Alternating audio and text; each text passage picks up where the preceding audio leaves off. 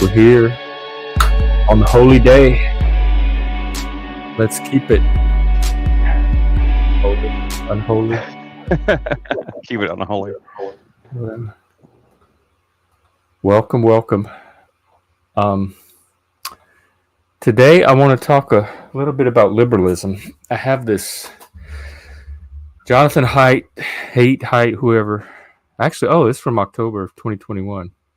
Someone just posted on Twitter, though. Anyway, the important thing about it is it gives a passage from John Stuart Mill on liberalism that I think applies to what we've been doing here and continue to try to do. First, I want to start with this definition. This is the Oxford Languages definition of liberal. Willing to respect or accept behavior or opinions different from one's own, open to new ideas. That's why I'm always asking, like, people describe, especially the moralist here, describe people doing this or I'm like, why does it bother you? How does it affect you? That's this willingness to accept behavior relating to or denoting a political and social philosophy that promotes what? Individual rights, civil liberties, democracy, and free enterprise, aka capitalism, aka free market, which is a mixed market, and I have no problem with that. Here is the passage from John Stuart Mill, 1859. The only way in which a human being can make some approach to knowing the whole of a subject is by hearing what can be said about it by persons of every variety of opinion, and studying all modes in which it can be looked at by every character of mind. No wise man ever acquired his wisdom in any mode but this, nor is it in the nature of human intellect to become wise in any other manner. The steady habit of correcting and completing his own opinion by collating it with those of others, so far from causing doubt and hesitation in carrying it into practice, is the only stable foundation for a just reliance on it. That's what I'm talking about when I talk about liberalism as a system of free and open dialogue, where we all come together to arrive at sense-making and hopefully in some cases the truth. Welcome, Hake. Morning. Did you go to church already? Was it? Did you go to church already? Yes. Oh, you go in person or online? I went in person. Oh, how was it? It was good. Very good service. In fact, if you want to watch it, I got a link for you. Are you in? What was the message about? Oh, it was a message about I hear an echo. Is it me? Yeah, it's not me. I have the YouTube tab muted. Let me mute and y'all talk. See if it goes away. Talk, check. Yeah, it went away. Okay, now try again. See if it was me. Check, talk. Mic check, 1, 2, 3. Well, I don't see a difference from the last check. Well, let me unmute and try it. Go mute, Chris. Okay. Mic check, 1, 2, 3. It's Chris. He's not on mute. Oh, I guess it's gone now. I'm on mute. Okay, now he's on mute. Is it still there? I was gone before you muted. So is it gone now? Yeah, it's gone. Okay. Yeah. I don't know what it was. So it was about what is it called? A civil rights protester. I forgot his name. He was with friend of Martin. What called? Yeah, a friend of MLK. Let me bring the service up. After I linked it on the machine lines, let me go just fetch it. So for a Unitarian Universalist church service, they don't really do they don't really, of course, I guess, do they believe in the Bible? Like what's the? Yeah, we did a Jesus service, yes. So I'm just curious because I don't know anything about it. I'm just asking. So they believe in the Bible, so they do Bible-based like sermons and stuff like that. Do you do praise and worship sections? I mean, like, yeah. What's a service like that for? Like, so what kind of songs do you sing? I'm genuinely curious. But what called? Did you catch? Let me get the link first, because otherwise there's no way I can keep up with Chris. Oh. So I should cut the auto start out. Maybe we can. That to a service. Are you in any of these? Is this all from today? Yeah, it's all from today. I mean, that's the same link, but I cut the time start out for the Oh. start. Man, it looks cold up there. Yes, it Ooh. is. What city? What state or city are you in? Even in? I don't even know. Pittsburgh, Pennsylvania. Ah, Are there any other black people in it, or are you the only one? There was another one. He was new one. Oh.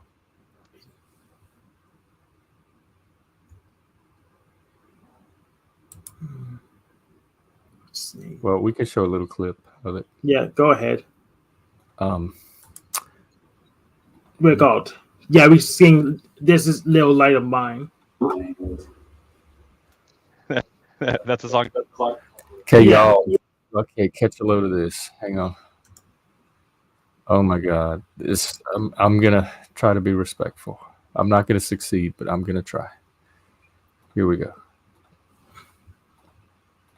Before you and in your mind, like falling snow, cover everything with pure, clean, calming layers of healing smoothness, crystals of pure stillness, cool, even, tranquil, serene, peaceful. Lean into this moment of silence as our minds slow just for this moment and open to quiet. Ugh. Ugh. This is freaking me out. So this is like psychological torture. I wanted to like hit one piano note. It's like a moment of silence. It's just like they just have. This white people are so into silence and stillness. Like this is what they geek out on. This quiet, calm, low way of, it's like ASMR way of talking and having everything. That's why when I show up on the scene and my energy level is bouncing up here, they don't know what to do with me. You know, the last church I was really active in was like the opposite of that. It was like it was close to being like, which I guess you call a charismatic type church, you know, where like they would like they like their praise and worship things were like they had like a rock band that played them and like played the songs, and like, you know, it was really loud and like very like rambunctious and stuff like that. Like the preacher himself was Yeah. That was just a timestamp. You can't judge the whole service. It was an hour-long service, Chris. I'm not judging. An hour-long service. You judge it by literally 30 seconds. I'm not judging. In the middle. I'm just saying that was the timestamp that the video was at when you gave it to me. I thought that's the part you wanted us to see. I'm sorry. I was at work today. I went to church today. I didn't have time to produce my perfect clip for you. I didn't have time. That's cool, man. I'm really not judging it. I was just contrasting it to the last church I was a part of. That's all I was doing. I was just saying like that is the opposite of the kind of last church I was part of. I've been to churches like that though. I have. I'm not judging it by any means. I am solely saying that it's just the opposite of the kind of church I was at last time I was at a church. I haven't been to church in like, I guess I take it back. I've been to my parents' church, and it's in between like the church I was really a part of and that what we just saw. It's somewhere in between there. That they go to a very traditional Baptist type church, but yeah, the last church I was really a part of was just the opposite of that. I'm not saying that what your church is bad or wrong or anything like that. I just haven't been a part of one that tranquil since I was like a child. That's all. But it reminds me much more of like a Episcopalian church. I've been to one of those kind of Episcopalian churches before. That they're very similar to that. They're very, very calm and serene. They talk a lot about meditation type of stuff. I got a different timestamp for you. Okay. I'm sorry, dude. I'm not trying to trigger anybody. I honestly, I do not judge people. Stillness, calmness, peace, silence. Think of the but as I knew it was good. If I knew you jumped to conclusions this fast, I'll merely make like a 60-second clip, slicing 5 seconds of each piece of the sermon. It's okay, man. I'm really not judging it. I promise you. I've never even seen a Unitarian Universalist church before. I've never seen one, and I've never actually seen one in like or passed by it, and at least not that I noticed in real life. So I've never, not only have I never been to one. I don't even, just from what you had talked about it, what you had said about it, I didn't even know if it was a traditional, if they even had a traditional church service. I had no idea. So like my curiosity is genuine. It's not based on any kind of like um, judgment type thing. I think the fact that you guys sing "Little Light of Mine" is kind of funny to me, just because like I remember singing that song in like a Baptist church when I was a kid. It's just, it brings back childhood memories whenever I hear. I just think about that song. But it's not like it's a bad thing. Do you guys do the hand signs? And I remember doing like the thing with the pinky, "This little light of mine, I'm gonna let it shine." And then I like This put it under a bushel. Yeah, No, we didn't do the hand signs. No, we you didn't. Father I don't know. Abraham, We did it at the church I was at when I was a kid. So like I don't know. I was asking questions like because like I'm a little curious about what churches are like in general these days. Like I haven't been to a church seriously besides my parents' church, and they go to they call it Fellowship Bible Church, which is basically just Baptist but without the Baptist branding on it. They do have like a live band that plays like music, but it's very like traditional kind of, it's not like the organ hymn type stuff, but it's still pretty traditional. If I ever find a satanic mass, I'll stream it for y'all. Like an in person. What do they do? I don't know. One of those. Oh. I don't know. They're probably all different. The satanic temple ones are stupid. I've seen footage from a satanic mass, like on YouTube before, but it all looked it looked like a bunch of people doing LARPing. To be honest, it looked like they were LARPing from a. Well, yeah, but how is that different from like the Catholic Church mass? I just meant that the fact that they literally had like the people in the front literally wearing like the hoods and the robes and stuff, and I thought it was a joke. But so the Catholic priests that dress up. Oh no, no doubt. Catholic Church is like LARPing too. Guys, that's absolutely the same thing. I'm not a fan of the Catholic Church. Like, don't get me wrong. I wasn't. I'm not trying to make church for that matter. I want a color purple church. That's the kind of churches I would need. Like a black gospel church. Oh yeah, absolutely. Oh yeah. We tried to go in one when we were in Louisiana. Me and my friend one day we were dressed up. We had like sports coats and ties and stuff, and they thought we were politicians running for office. We were the only two, and they didn't know what we were doing there. They're like, "Are y'all politicians? Y'all running a campaign?" So does it? Yes. No, we just wanted to check out your church. They didn't believe us. they wouldn't let you in or something? No, they let us in, but at the end, like they would come up and talk to us. They didn't believe we were just there because we wanted to be there. They thought we had some ulterior motive. You just said you ran for dog catcher. You're running for dog catcher, yeah. Oh. I ain't catching no dogs. Yeah, I can't imagine them. Like, is that an elected office? Is it really an elected office in some places? In some places, yes. Wow, I did not know that. I thought dog catcher was like the kind of job that like they usually gave to like it's kind of the same thing you applied for like a garbage man or something. Well, usually yes, but some places it is. Is it animal control now? Is that That's who we call animal control. Animal problems. So it's some places the point, some places elected. Wow, I didn't know that. Like some places sheriffs and other places don't, and it's used police chief. That's the sheriff stuff. Yeah, Texas has got like that whole like multi-tiered like we have city police, and then they have state police, and they have sheriff's department for like the city and the state, and they also have highway patrol, which is a different department, like where they are only allowed to be on the highways, and then they also have sheriffs that are for the highways too. So it's very weird. Like there are so many different kind of cops. If you see a cop, like there's you have to like do like a certain amount of calculus just to figure out like that cop can even like is even like capable of arresting you or anything if depending on where you're at. Like because if it's a highway patrol and you're in the city, then you're not in danger because they don't have any jurisdiction. But if they're like if they're a sheriff for like the city and you're like you're outside the city limits, then you're not in any danger because they can't do anything to you. It's like that kind of thing. It's like really weird. Like you really have to know. You have to know where you're at and like what kind of cop you're looking at to know if they even have any jurisdiction over you. Yeah, it's really confusing out in Texas, like with that stuff, and Arkansas too, for that matter. but no, I've always been. I mean, like the church I used to go to, like was called it wasn't even called like it was non-denominational. It was called the Gathering. That's what it was called. And the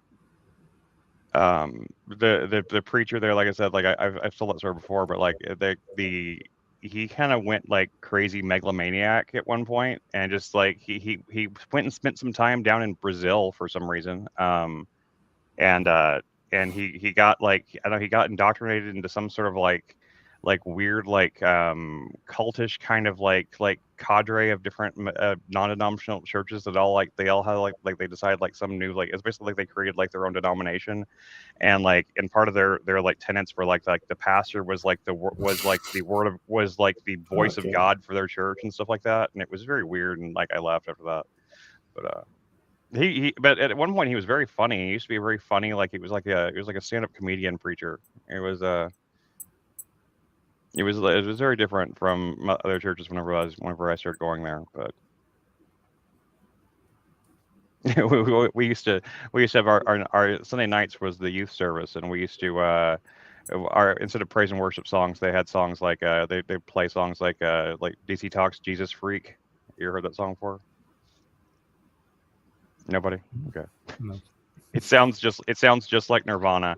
It was this band called DC Talk that was very big in Christian music at the time, and they did a song called Jesus Freak where it sounds just like a Nirvana, just like basically like Smells Like Teen Spirit, and except like the lyrics are like, "What would people do if they knew that I'm a Jesus freak?" And like and like the video for it was directed the same guy that directed 9 Inch Nails Closer video, so it was all like dark and twisted looking and everything, and that's the kind of music they would play for the youth service, and it was it's kind of like comical for me to look back on it now, but yeah, I don't have any issues or anything against your choice of church there, Hank. I mean, You literally had 30 seconds just to even listen to the service. I'm just got my stopwatch working just so I can measure how much time you're taking. I don't know. I can tell you're triggered, and I'm just saying. But I literally have I don't think against your church. I have nothing. It seems to mean a lot to you, and I respect that. I mean, How can you respect me? You don't know much of anything about it yet.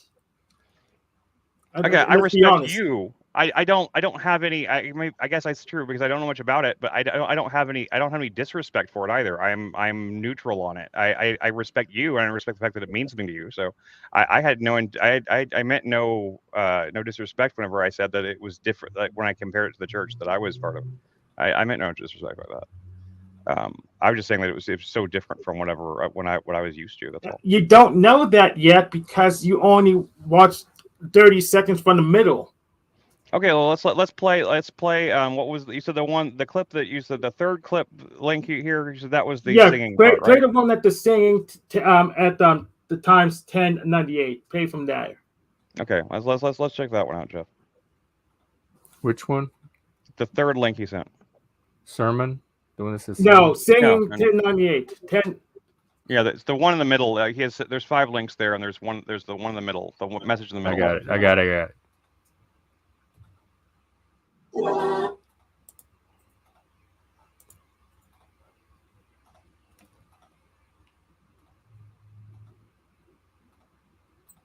Let it shine, let it shine, let it shine.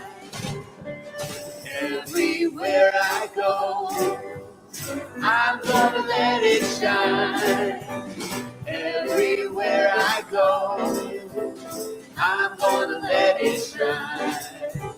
Everywhere I go, I'm gonna let it shine. Let it shine, let it shine, let it shine.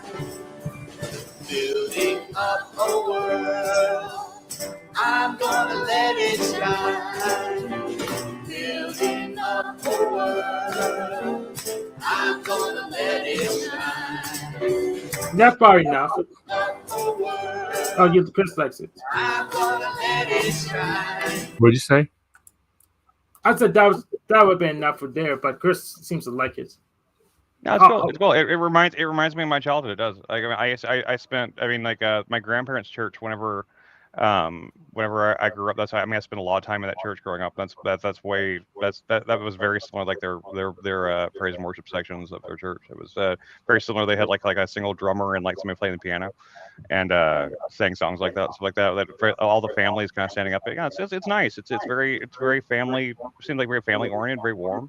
You know, it's cool. I mean, I like I said, I haven't been like into church as a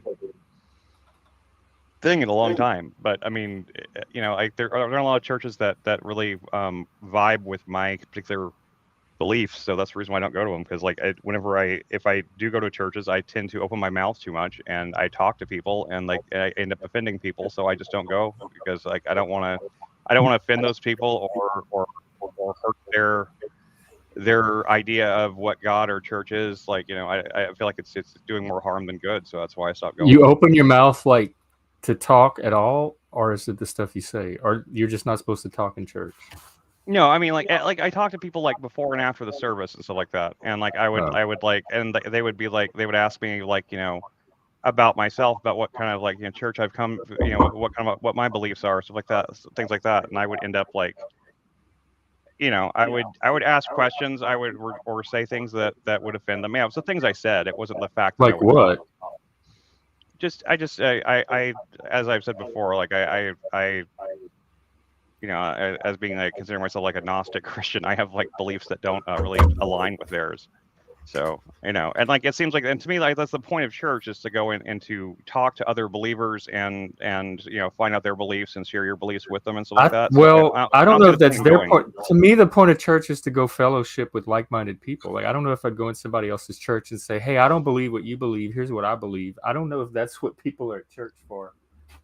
Well, that's kind of my point, is that like that's why I didn't go anymore, because the point of it is to talk to like-minded people, stuff like that. And if everyone's beliefs are so different from mine, I felt like it was inappropriate for me to go. You're like a guest at someone else's house.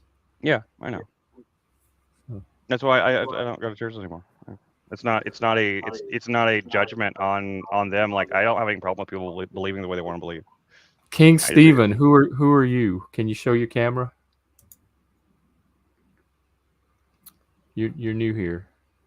Sounds like the Talcott approach. It literally is the Talcott approach. Talcott needs to join Unitarian Universalism. I mean, if he gets educated, he could totally become a priest if he wanted to. It honestly sounds like Talcott should do that. I mean, like from what he says he wants to accomplish, it seems like that would be the best thing for him to do. It would be. The last church I went to was last Christmas. I went to a Catholic church, and I have a little bit of footage from it.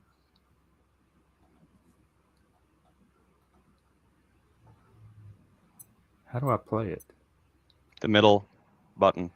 The StreamYard window is covering it. There we go.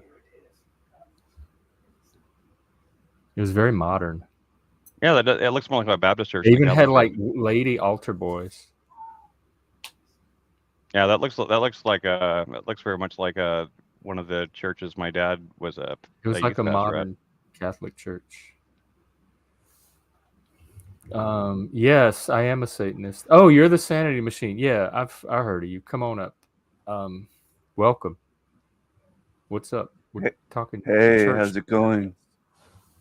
It's going great. Hi, how are you? No namaste for you, Team Evil. All right. I'm doing all right.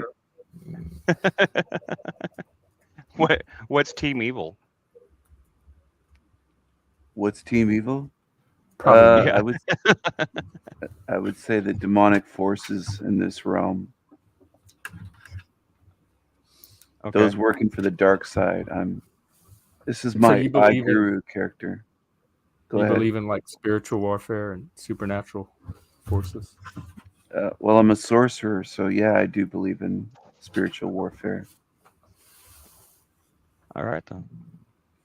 What's that on your robe? It's on the symbol thing on top of your robe there. Is it what is that? It's a raven. A raven. Okay, cool. I'm genuinely asking questions, not trying to. I know people get triggered about religious stuff. I'm not trying to be any kind of like. that doesn't. The only reason I got triggered is that you made a judgment with an unfair sample. I made way more of a judgment than he did, and I said that at the beginning that I'm going to try to be respectful, but I probably won't succeed. Well, so I plus, this is an unsafe space, so this might not be the space for you this morning. I don't now need safety. I never get any. Okay. That's why I wear such heavy boots. That's good because you're not getting it. Yeah. So I was fine with what you said, Jeff. It's just Chris said it's not like his church. That's all he said. He didn't make a his wasn't even a judgment. He was just comparing it to his churches. But after I made him watch a different clip of the same thing, he said it was like his church. He jumped in conclusions too quickly. Steve, should we call you Stephen? Do you have a church? Or tell me about sorcery. Yeah, you can call me Stephen or King Stephen. Can we call you God King Stephen? I'll try my best. We can maybe work up to the king, especially after Flo's little king. Daddy Stephen. Last night. I wasn't. Flo calls me Daddy Stephen. Oh, does he? Okay. Well, it's good enough for Flo, I guess. I passed out really hard on this new medication I took last night, and that my doctor put me on, and I did not make it to any of the streams. So it was fun. Machines was good last night. I bet it was. I didn't. Talcott came on. We got to talk to him a lot. The Aaron guy came on. I like Aaron. Yeah, I think I do too. And I used to do like in my 20s, like Wicca and ceremonial magic and stuff like that. And then I grew out of it. I stopped believing in all of it. Yeah. So what kind of sorcery do you do? I also know voodoo.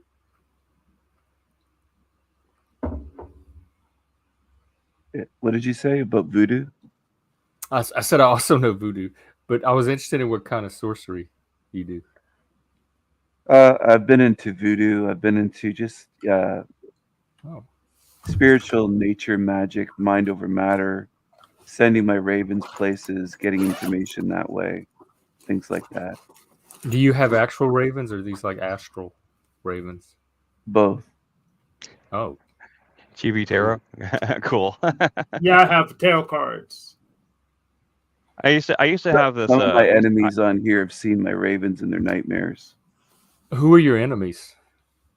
There's quite a few. I don't have very many friends. I don't want very many friends. I like to stand alone. I like to stand alone, but I thought I'd come here and check this out. That's a king of our kingdom, though. Come on. Yeah, that is kind of a kingly thing to do. All the best kings have kingdoms. I do have a kingdom. Have you seen my channel? I watched. This is the first I've heard of you, man. I've never seen your channel. I watched some of your stuff. I don't know how I ended up following you, but a while back I watched some of it. It was interesting. A lot of it sounded very like intellectual, which I like. In a year, I think I have almost 3,300 subscribers just on this channel. I can put your link if you want, or you can. Me and Steven go in the back, and I'll put in the chat. You and Steven go way back? I'm just joking. Yeah? No, we talked before. I never had a problem with Steven, although I think most people have. What's their problem? I'm not sure, but I just wanted to come on and see what's going on because I was surprised to see this mix of people here. It's pretty interesting. Is it abstract angel artist? Yes. Okay, I'll put it. Are you cool with Machine Live still, Steven? Or I didn't. I know that he was on your show a while back, but it pissed off a lot of people. I noticed. What? It didn't piss off Abrahams anyone on get my pissed channel. all the time. They're easily triggered, more so than even me. Him being on my show didn't piss off anybody on my channel. He's welcome to come back on there. I don't really have a problem with him. Yeah, and the thing is, like, I think you and I think because of us being on the shows that we were on before, you and I thought bumped heads, but you never said anything that really offended me. I mean, the only thing I would question is like, why were you coming after Cecil based on evidence by a CBO? Like, to me, that was the only thing I thought was weird, but otherwise, I don't mind offending people. I got to say that right off the bat. I really don't mind offending people. if what I say or the truth offends somebody, so be it. Well, what I But mean as is, for Cecil, for Cecil, I think there is evidence for him being the source a rapist. Would you I agree? really do. Would you agree that the source is a little dubious, though? Well, the source, but it's still showing images of that seem to be legit. Yeah, but I have very good reason to believe that there is a whole industry of manufacturing evidence on people going on. If there was a whole industry, someone would have made some on me already, and it's not there yet. Well, I mean, you probably haven't pissed off anybody yet, so. Yeah, yes, I have. I pissed off Officer Terror. Yeah, he does. I pissed off Officer Snaps quite a bit. Yeah, again, I'm not saying that iPhi's pissed at me, but he's pissed at everyone. Like, there are people literally threatening to do that on streams that we're on, so I'm just saying, like, it's certainly being talked about, right? So that's all. And for the machine lies, pretty much the Abrahamists get pissed off Muhammad when he does his best Jesus impression because they think him cupcaking, aka communicating with people of non-Abrahamist religions is going to just take our souls away from Yahweh. So they said, they tell the machine lies just to stop talking to us. Even as a Christian, like, I mean, almost every Christian that I see on these things are mad at me for talking to a Muslim, and I'm like, why? And they say, well, what do they tell you? Like they think that Muslims are out to get Christians or something, or out to get them like the boogeyman or something. I don't think all Christians like that. I think most of the ones that you talk to, or they truly do believe. I've never had a conversation with a Christian about Muslims being out to get them. Well, you're an atheist or insane, so you want to talk about that instead. Yeah, but I've never. I don't know how that changes anything I said. I've never had a conversation with a Christian who talked about Muslims being out to get them.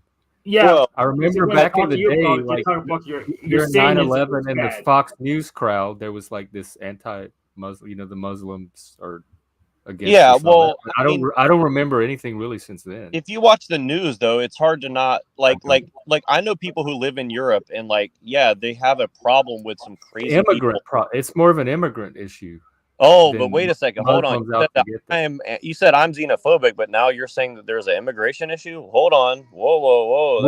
I said for them in Europe, it's more of an immigrant. Okay, well, how do we measure Christians thinking Muslims are out to get over there? It's a problem, but it's over more here, direct experience of the changes that the immigrants are bringing into. Well, isn't that xenophobic of you then? Isn't that because he wasn't talking about. I'm not doing it. I'm talking about his opinion. People over there that you're talking. Well, I gave my opinion that immigration is not good for America, and I would say that I'm xenophobic. Yeah, you said you didn't want the Chinese people here because I didn't say that I don't. They don't share our cultural values, and they bring their own cultural values, and they change our values. That sounded xenophobic to me. I didn't say that I don't want them here. I said that it necessarily changes the makeup of the ideologies here. It sounded like you didn't want them here. You had very big concerns about their being what here. I said fear of strangers or foreigners, a strong antipathy or aversion to strangers or foreigners, a fear of foreigners or strangers. So somewhere the target is somewhere in that quadrant. Okay, but you just said that Europe has a problem with immigration, though. No, you brought that up, so don't try to switch it on to me. You brought it up as an instance of Christians thinking Muslims about to get it, and I was trying to shade the picture. I'm not coming at you. A little more nuanced in that it was. I'm just pointing out the impact of immigration from countries that happen to be Muslim. Right, but I'm just pointing out that I could make the same argument with what you said. Is what I'm saying. What are you talking about? All I said was me personally in my life have not talked with many Christians who have said anything about Muslims being out to get them. I know you're missing the point that I was trying to make, but it's okay. I'm not trying to be as contentious as you're taking it. I'm just saying, like, I'm not saying you're trying to be contentious. I'm saying, okay, look, if you want, you said most Christians think Muslims are out to get them, and I said I haven't talked with many Christians that think that. That's he didn't say most. He did.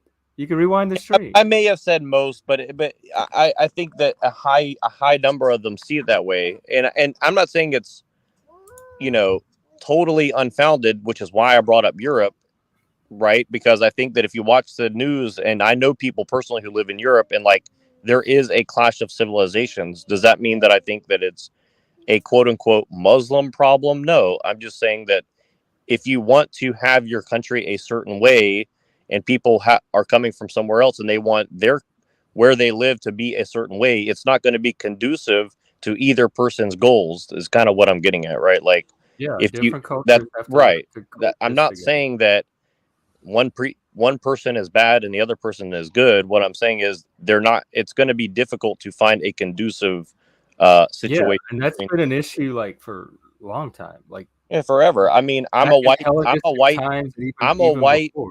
I'm a white Christian dude living in America, and I don't get along with most white and Christian people that I know. So I mean, it's Yeah. I Have you recognize tried that. Oh, I hate can church? see that. That's why I want to try to get all the. I'm probably excluding you unless you want to go. All the dissident Abrahamists onto the same panel so they can accuse each other of going to hell and Bring working for them the on. devil. That'd be Bring 'em just delicious. That'd Well, be hilarious. it'll probably be worse than just that. It'll probably be like But personal attacks. Yeah. it started with like me asking about your personal experience, because you said like all these Christians are harassing you and telling you all this stuff negative for talking to machine.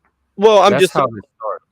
if you in general just look at their attitude about Islam or machine lies particularly, but I mean just as a general phenomenon, I don't actually think it's about him per se. I think it's more like this dude is inconvenient, so let's just what do most people agree on? Muslim scary. Okay, let's use the Muslim scary argument now. It's like I don't see, like, I'm just saying, I don't see if it's happening behind the scenes. I'm not well, seeing. I don't see it I on mean, his show, other than people like EBT, Toilet Bowl, those people. But it's not even yeah, like but I think Muslim. It's like I more think in personal. general, yeah, but I think in general, like if you go and you say, oh, this, a Muslim guy has something to say about, the situation that we're in, they'll just say, well, he's Muslim, and so he has different values.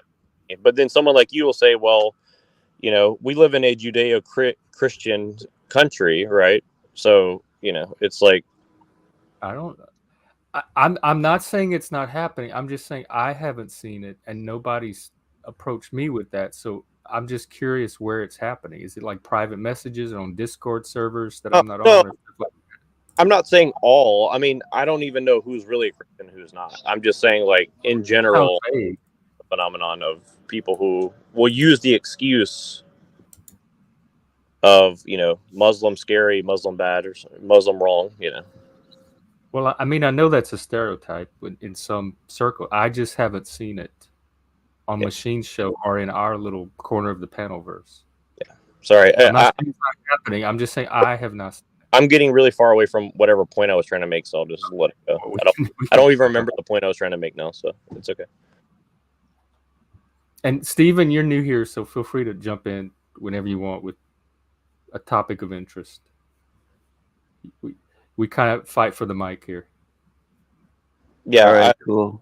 Yeah, I just wanted to start a conversation with Sanity and actually all you guys. And Hank too, because Hank's been posting some interesting stuff. But I mean, I don't know. I was just curious, like, what's your general goal, Sanity Machine? Because like I don't know. I haven't been watching your channel, just because I started a new channel and I lost all my subscriptions. But what, like, I just noticed like everybody seems to be like triggered by you, and I'm just curious, like, what is your, like, what do you see your mission as in producing content? Like, what's your general like disposition about stuff? Well, I'm just kind of a lone wolf. I just kind of do my own thing. I've always been this way, whether it's YouTube or years before having a YouTube channel. And if it pisses people off what I think or what I do, so be it. I just do my own thing. And I think that's part of it. But a mission for my channel is just to kind of share my thoughts, my model of this reality, and just do what I do. What's pissed people off the most so far? Like, what's your most controversial opinion? Well, that I think this is a hell realm, basically. That I don't think God is good, that I think God is a monster, and that this place should be sealed in, the demons sealed in this place, and the ones that are not completely demonic should be allowed to be free as long as they don't infect what is beyond this realm. I have a counter proposition for you, Emperor Daddy Stephen. Fire Yahweh and replace him with another deity. Preferably, I think Eris may be able to run this place a little better. The goddess of discord. Well, so she Gnostics, was formerly I'm not a Gnostic, I want to Harmony, say. but she got pissed. So I just want to say I'm not a Gnostic, though, because Gnostics do believe that they were abandoned, basically, by a cosmic deity. They believe in Sophia and Yaldabaoth and all that kind of stuff. I don't believe in these types of things.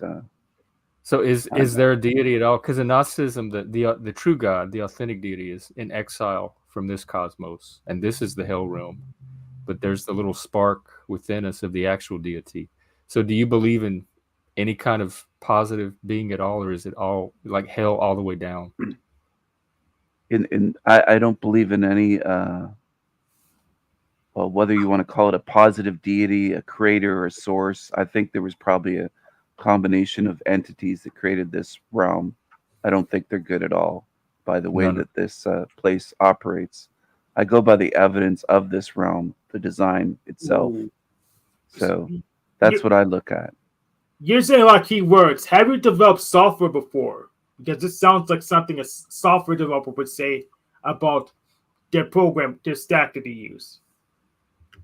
Yes, I did. I did in the 1990s. I taught myself how to code in assembly, and I wrote software. So interesting. What say you, Chris? What say you, Chris? I know you have some thoughts on this because you're a Gnostic. Yeah, Chris is more Gnostic. Well, I'm not a traditional Gnostic though either. I don't believe that this is I don't believe that the physical world is evil, as many Gnostics do. I think that the physical world was created by a demiurge, known as Yaldabaoth in some texts. I think that it was, but I believe it was divinely inspired. They were that deity was divinely inspired to create it, in order to create a appropriate division between the true creator and between humanity, so humanity has the ability to actually learn and become not perhaps either to become as equal to God or even, whereas as most fathers, most parents, like, they want their children to be able to surpass them in greatness. And so I think that the ultimate goal of humanity is to become like or greater than God, and the only way to do that is through struggle and through adversity somewhat. So the adversity of this world is a necessary part of. I have come even more recently very strongly, I believe in that humanity needs conflict to survive and to grow, and so that's a big part of my philosophy. So, Stephen, I have a question. You're concerned about demonic forces and fighting against them, all that. So, what side do you come? Like, where is your good in contrast to that, or what do you stand for? Or from what position do you fight these forces? Like, is there any positive value that you identify that you represent against the demonic forces? Yeah, well, I really don't fight anything that hasn't harmed me or harmed others, basically. So I'm a firm believer in that, not doing harm unless it has done harm. As for the design of this realm, it's showing us all around suffering of this place that's useless, unnecessary. Built into the design, earthquakes are not helping people. tornadoes, tsunamis, hurricanes, volcanic eruptions, all the destruction here, over 10,000 documented diseases for human beings, deformities, children born deformed, millions of blind people. I can go on and on if this realm. It doesn't teach somebody to beat them, to physically harm them. That's not teaching them. I've learned a lot of things on my own outside of school without being beaten down. I've taught myself how to draw, paint, program computers, all types of different things without suffering. Actually, suffering inhibits learning. If you cause suffering and trauma in children, you can traumatize a child to the point where they can't learn. They can't learn how to speak or write. And this is what happens in this realm. And people try to justify all the trauma and suffering and say that it's needed, but it really isn't needed. It's actually the opposite. We would flourish without all the trauma and suffering and abuse of this place. So I have two questions really quick, if you don't mind. Really quick, would you say that it's possible to improve our situation here whatsoever, first of all? Second of all, I would ask, do you think that there is any rock solid methodology to get to the good place, if there is one outside of this?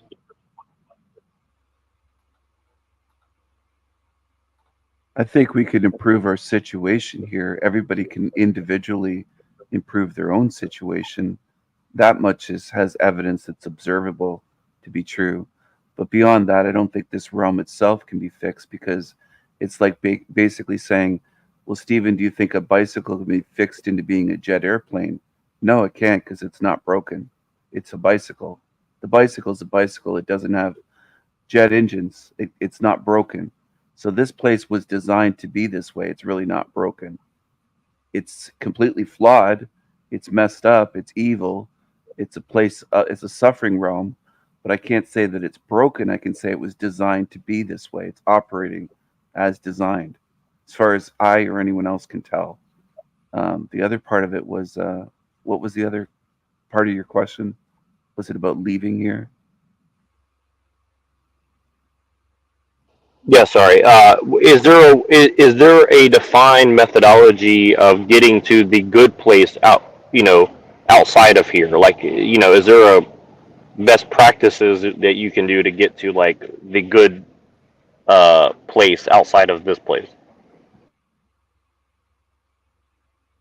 Well, there are certain theories on that. I don't think there's anybody that's been outside of this whole matrix and been able to report back. I think it's basically firewalled off to the point where, let's say if I escaped, I wouldn't be able to send messages back in here psychically or otherwise, that there's a firewall up. So once somebody's completely out of this place, but I don't think I think there's also a time differential where outside of this, it's like time within this matrix is a construct. We're in like time is like a control mechanism. So in here, you could spend a lifetime in here, and it could be the blink of an eye, where somebody outside of this matrix, it's like a timeless realm. Kind of like I have a question. What's to stop me from building a good place, SpeakeaZy, inside the realm I'm already in? The entire realm. I mean, they just like somebody says, somebody that wants to have a homestead, they could buy 50 acres of land. Nothing's stopping you, but you still pay property taxes, and they could still take your land in various ways. You can't really be free within a slave system. You can pretend to be. Yeah, I can pretend to be. I can't be all the way free, but I could be a pampered renter that's left alone. Well, and all of us can do our best to make our situation better, or try to be as free as you can be here, but you're not truly free. So in the end, it's kind of like tricking yourself. It's pretending to be free. So you see self-deception as a big problem, essentially. Yeah, I do. I see self-deception as a huge problem within this realm. A lot of people are not willing to face. Wait a second. There's measurable differences in freedom, there must be a maximum freedom that can be achieved in the realm. Yeah, that was my question. Like, what would a pure freedom be? Not paying property taxes? Well, no, that'd be the tip of the iceberg. I mean, it'd be spiritual freedom. It'd be beyond this physical. I mean, the body itself inhibits you. It's like the body has a governor on it. If you think about the body that you're in and everything that you go through and the way that it limits you and the governor that's on your brain. I mean, I'll put it to you this way, Jeff. Can you remember who you were, what you were, who your loved ones are, your best friends before this lifetime? No, this is the like I'm a monist and a naturalist, so I am my body. There's nothing about me that's not my body. I don't believe in a soul or anything supernatural. So to me, you it's think all you came body, into and it existence? started at my birth. Okay, so your belief is that you began at birth. You don't believe that Yes. you existed. See, I Right. have reason to think that I've always existed. That I am in this body as a vehicle, but this body isn't me. This is just a vehicle that I'm in currently, temporarily. That's my viewpoint. Are you that I didn't familiar? come into being. Go ahead. Are you? Are you familiar with the cosmology of C.S. Lewis's space trilogy? It's very similar to your view of the way the Earth and everything is like firewalled off and everything like that. I don't know if you were familiar with that at all. No, I'm not. Okay, you might check it out. I don't think you wouldn't agree with everything in it, but it's very similar. The concepts of and the space trilogy about Earth being they call it Tolkien, the silent planet. And then of course C.S. Lewis was a theologian, of course, and so I mean it has a lot of similarities to what you're saying there. You might find it interesting. Anyway, that's all. Oh, cool. Thanks. Thanks for the recommendation. I want to ask Jeff, what do you think happens upon death? Nothing. Oblivion. I've seen death very up close and personal. It's just nothing. Lights out. Your parts get recycled. The what? Your molecules get recycled. Yeah, I mean your consciousness is linked to your brain. So once your brain dies, Jeff, if I may be so bold, wouldn't you say that that's more of an inference than a knowledge, though? Yeah. Nobody can have a knowledge of what happens after death. None of us can. So yes, correct. It is an inference, but it's one I feel comfortable making. Have you ever studied near-death experiences? What's your? I've read near-death experiences, but they don't tell us anything about what happens after death. They can tell us everything about up to the point of death, but none of them can tell us what happens after that point. Well, some of these people have been clinically dead for 10 minutes, 20 minutes, sometimes hooked up to brain monitors. But they haven't actually reached death because they come back. Yeah, they come back, but where were they? You basically don't believe in a spirit. You just believe in your body, is what you're saying, right? Yes, correct. Yes. So you could be, if you died and there is something more, you would be in the situation of being shocked that there is more. I would be shocked. Yes, I would. To this, would they be able to use that against you? Probably what? So. Yeah. If your most atheists are caught by this surprise. Screwed. Yes, because you would be completely unprepared and shocked and thinking, "Wow, I didn't expect there to be more," and then very vulnerable position in terms of being influenced and deceived and everything else, because you're in a place that you totally didn't expect to exist, and you're taking a firm stance that there is nothing more. I don't think that's wise. I just think that's unwise. I feel comfortable doing it because I don't believe that I'm in the danger you describe. So beliefs are easy, though. I mean, beliefs are easy. But I'm confident enough to live my life as though it's not anything to worry about.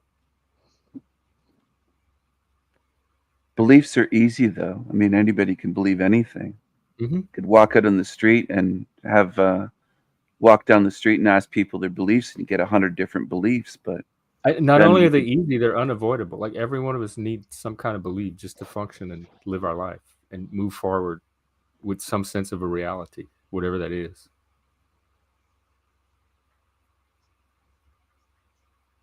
Like even something like believing the sun's going to come up tomorrow. We don't know for sure, but we live our life as though it's going to.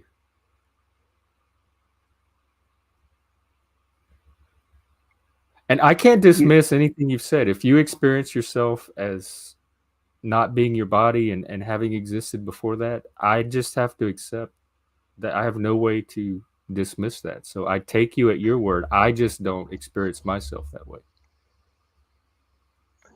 If I'm wrong, there's no harm to me. If I'm correct, I have total freedom. Right. Well, that's just Pascal's wager. Yeah, pretty much. True, pretty much. But I'm not a gambling man anyway, so I just go with what makes sense to me, and that makes sense to me. Coming from a more scientific, secular-oriented worldview, that makes sense for me. I think religion has a place psychologically and perhaps sociologically, but not metaphysically. So I also use a scientific worldview. I actually reject metaphysics entirely. Yeah, but I have to explain the stuff that appears in my because on my screen in my so I have to account for the stuff I can see if it's. What do you mean by reject metaphysics? Do you mean you just don't think that the distinction is valuable, like in like in Aristotelian terms, essentially? Yeah, the distinction is valueless. Any the all the parts of metaphysics that matter is also physics. So you see it as a methodology for control, essentially. Am I correct? I find a methodology for control. It's an arbitrary distinction. Well, my point is, it can be used as a obfuscation of one's goals. Essentially, is kind of what I would say. Okay, got it. Yeah, I got it. You understood that? Compartmentalization of. You see it as a compartmentalization of knowledge, which is not necessary and can be abused. Yes. If I'm understanding correctly. Okay, got it. Yeah, so there's no point in metaphysics because I see it as not matter would also be physics by definition. By Occam's razor, I see it as not necessary. I don't know about the abuse part. Like I don't. That's the part I don't understand. I'll let Hank explain. He can do a better job. So you can get people navel gazing about meaning the stuff, but we can just focus on the stuff that we know for certain because it's right like there. Using religion to manipulate people or belief systems to manipulate people. Yeah. You can use but they can do that with anything. They don't even have to be religion. People can be persuaded. That's what I've said. That's what. Yeah. So you understand my point. Well, he thinks that. It was NeuroJack I was questioning. Well, no. What it is Hank thinks metaphysics is a tool used by religions to confuse people into poor understandings of the world they live in. I think, exactly. if I understand correctly, you do understand correctly, NeuroJack, and I think Jeff as well. That was the point. NeuroJack originally raised this point. I don't know how it became Hank's point. You were the one that. Well, he raised the same point, Jeff. It's very simple. Yeah, but it came from NeuroJack originally. So when you're saying Hank's point, this and that, I was addressing it in NeuroJack's form. Yes, we can share the same idea at the same time, Jeff. That I'm agreeing or disagreeing or you, or that this is targeted with you. It was directed at NeuroJack. That's who I'm having the conversation with. Jeff. And NeuroJack and I none of this is important to the conversation. This is. I don't understand how it's so hard for you to understand. I don't understand what you don't understand, and I don't know why you want to come on here and fight with me like this. I don't want to fight like awfully this. I'm not. This morning, for some reason, it started with the church thing.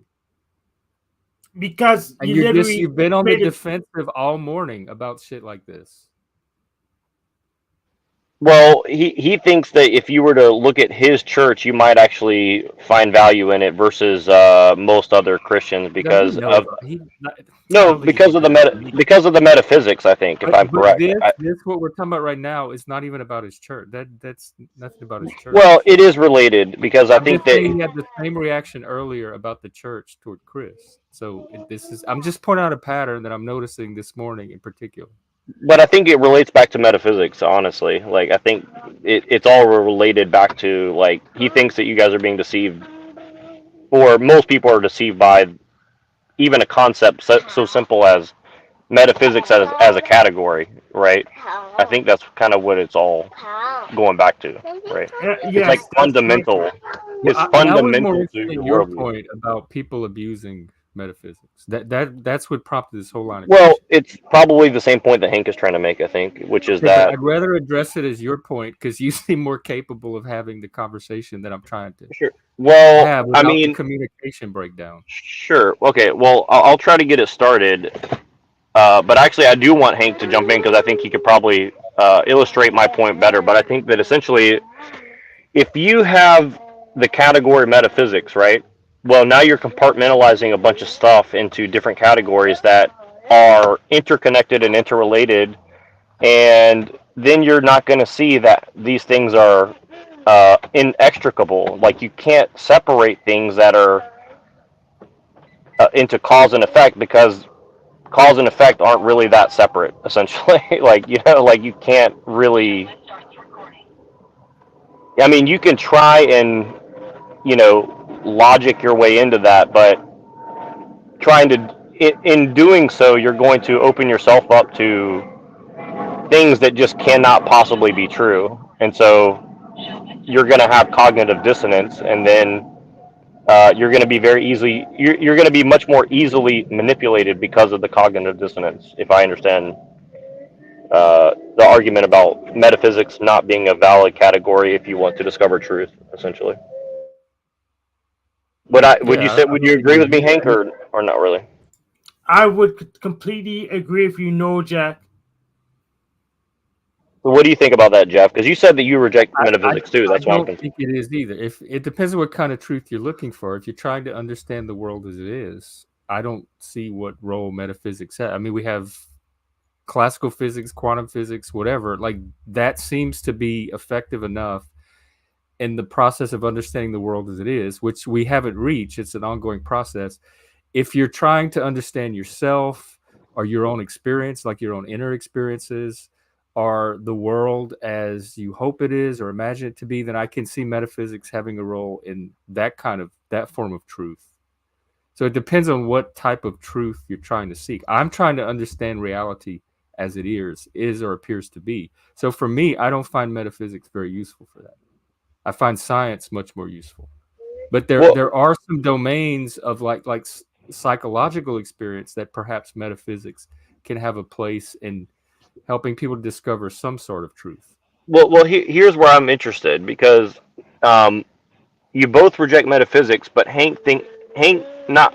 I think Hank would say that he knows that there is a spiritual realm, which most people, like even myself, would just generally categorize spiritual stuff as metaphysical, to put it in a pseudo-scientific term, out of laziness.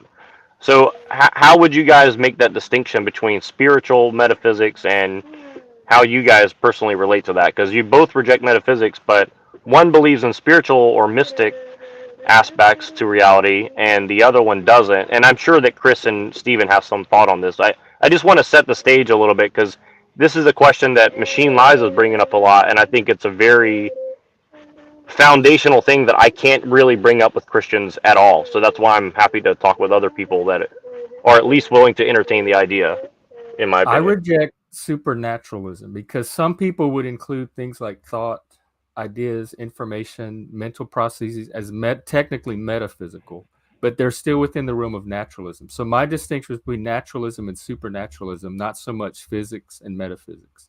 So it's supernaturalism that I reject. I don't think there's anything beyond the natural world, or I don't think there's any phenomena that can't be explained naturalistically.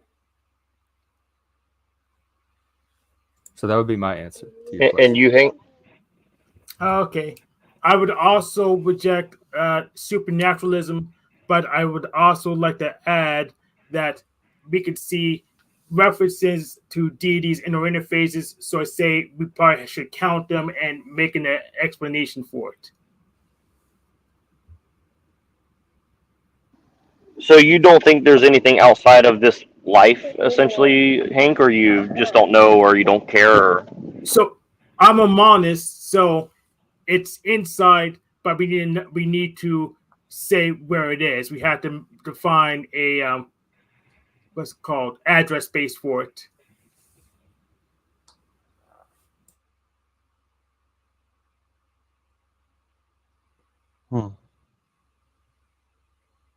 Anyone else? So you don't. So just to be clear, you don't believe in an afterlife other than this, or you just don't think you have a reason to, or so you just like you basically assume like I don't know, I don't care, essentially.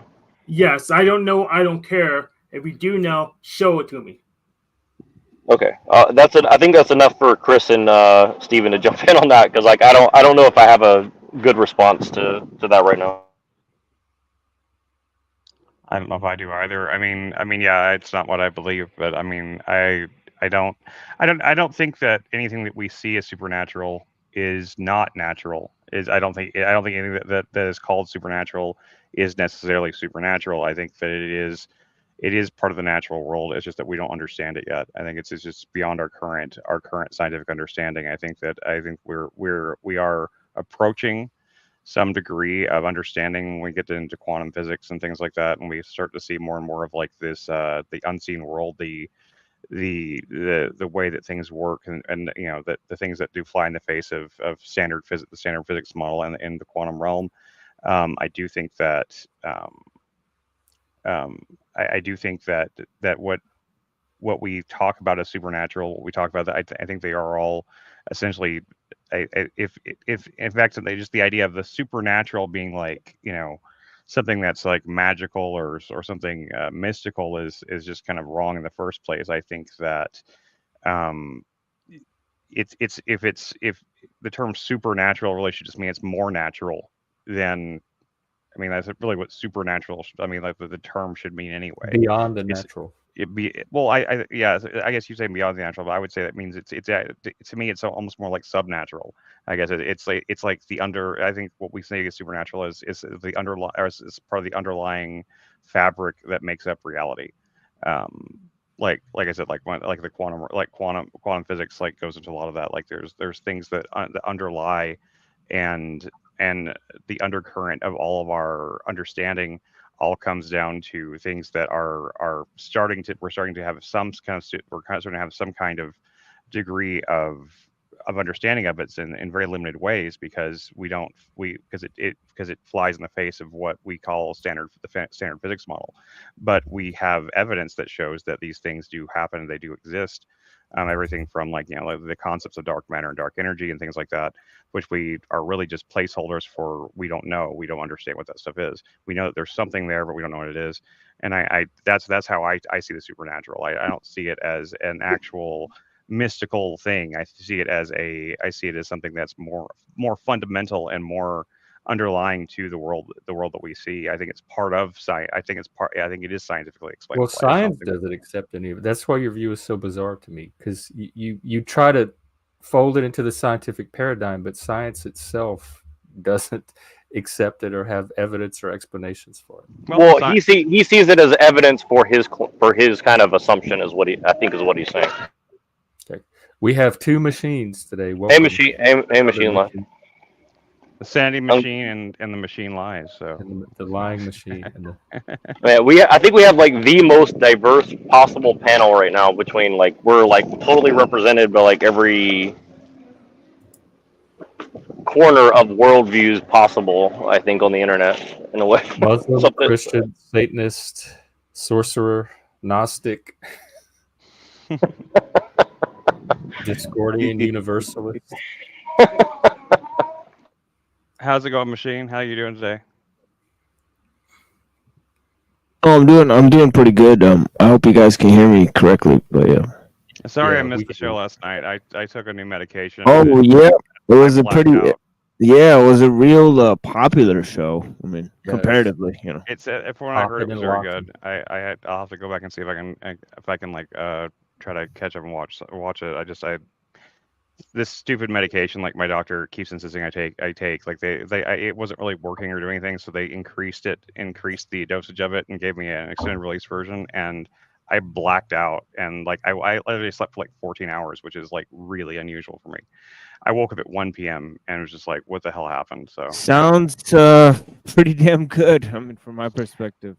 No, it was. I don't like it. I don't like blacking out. That's why I don't. I don't like drink. Swimming That's in why I never still, drink to you know. excess. Yeah. Yeah, that sounds like a dream. You know, I keep hearing like the Isley brothers, you know, or something like. You know, it's like.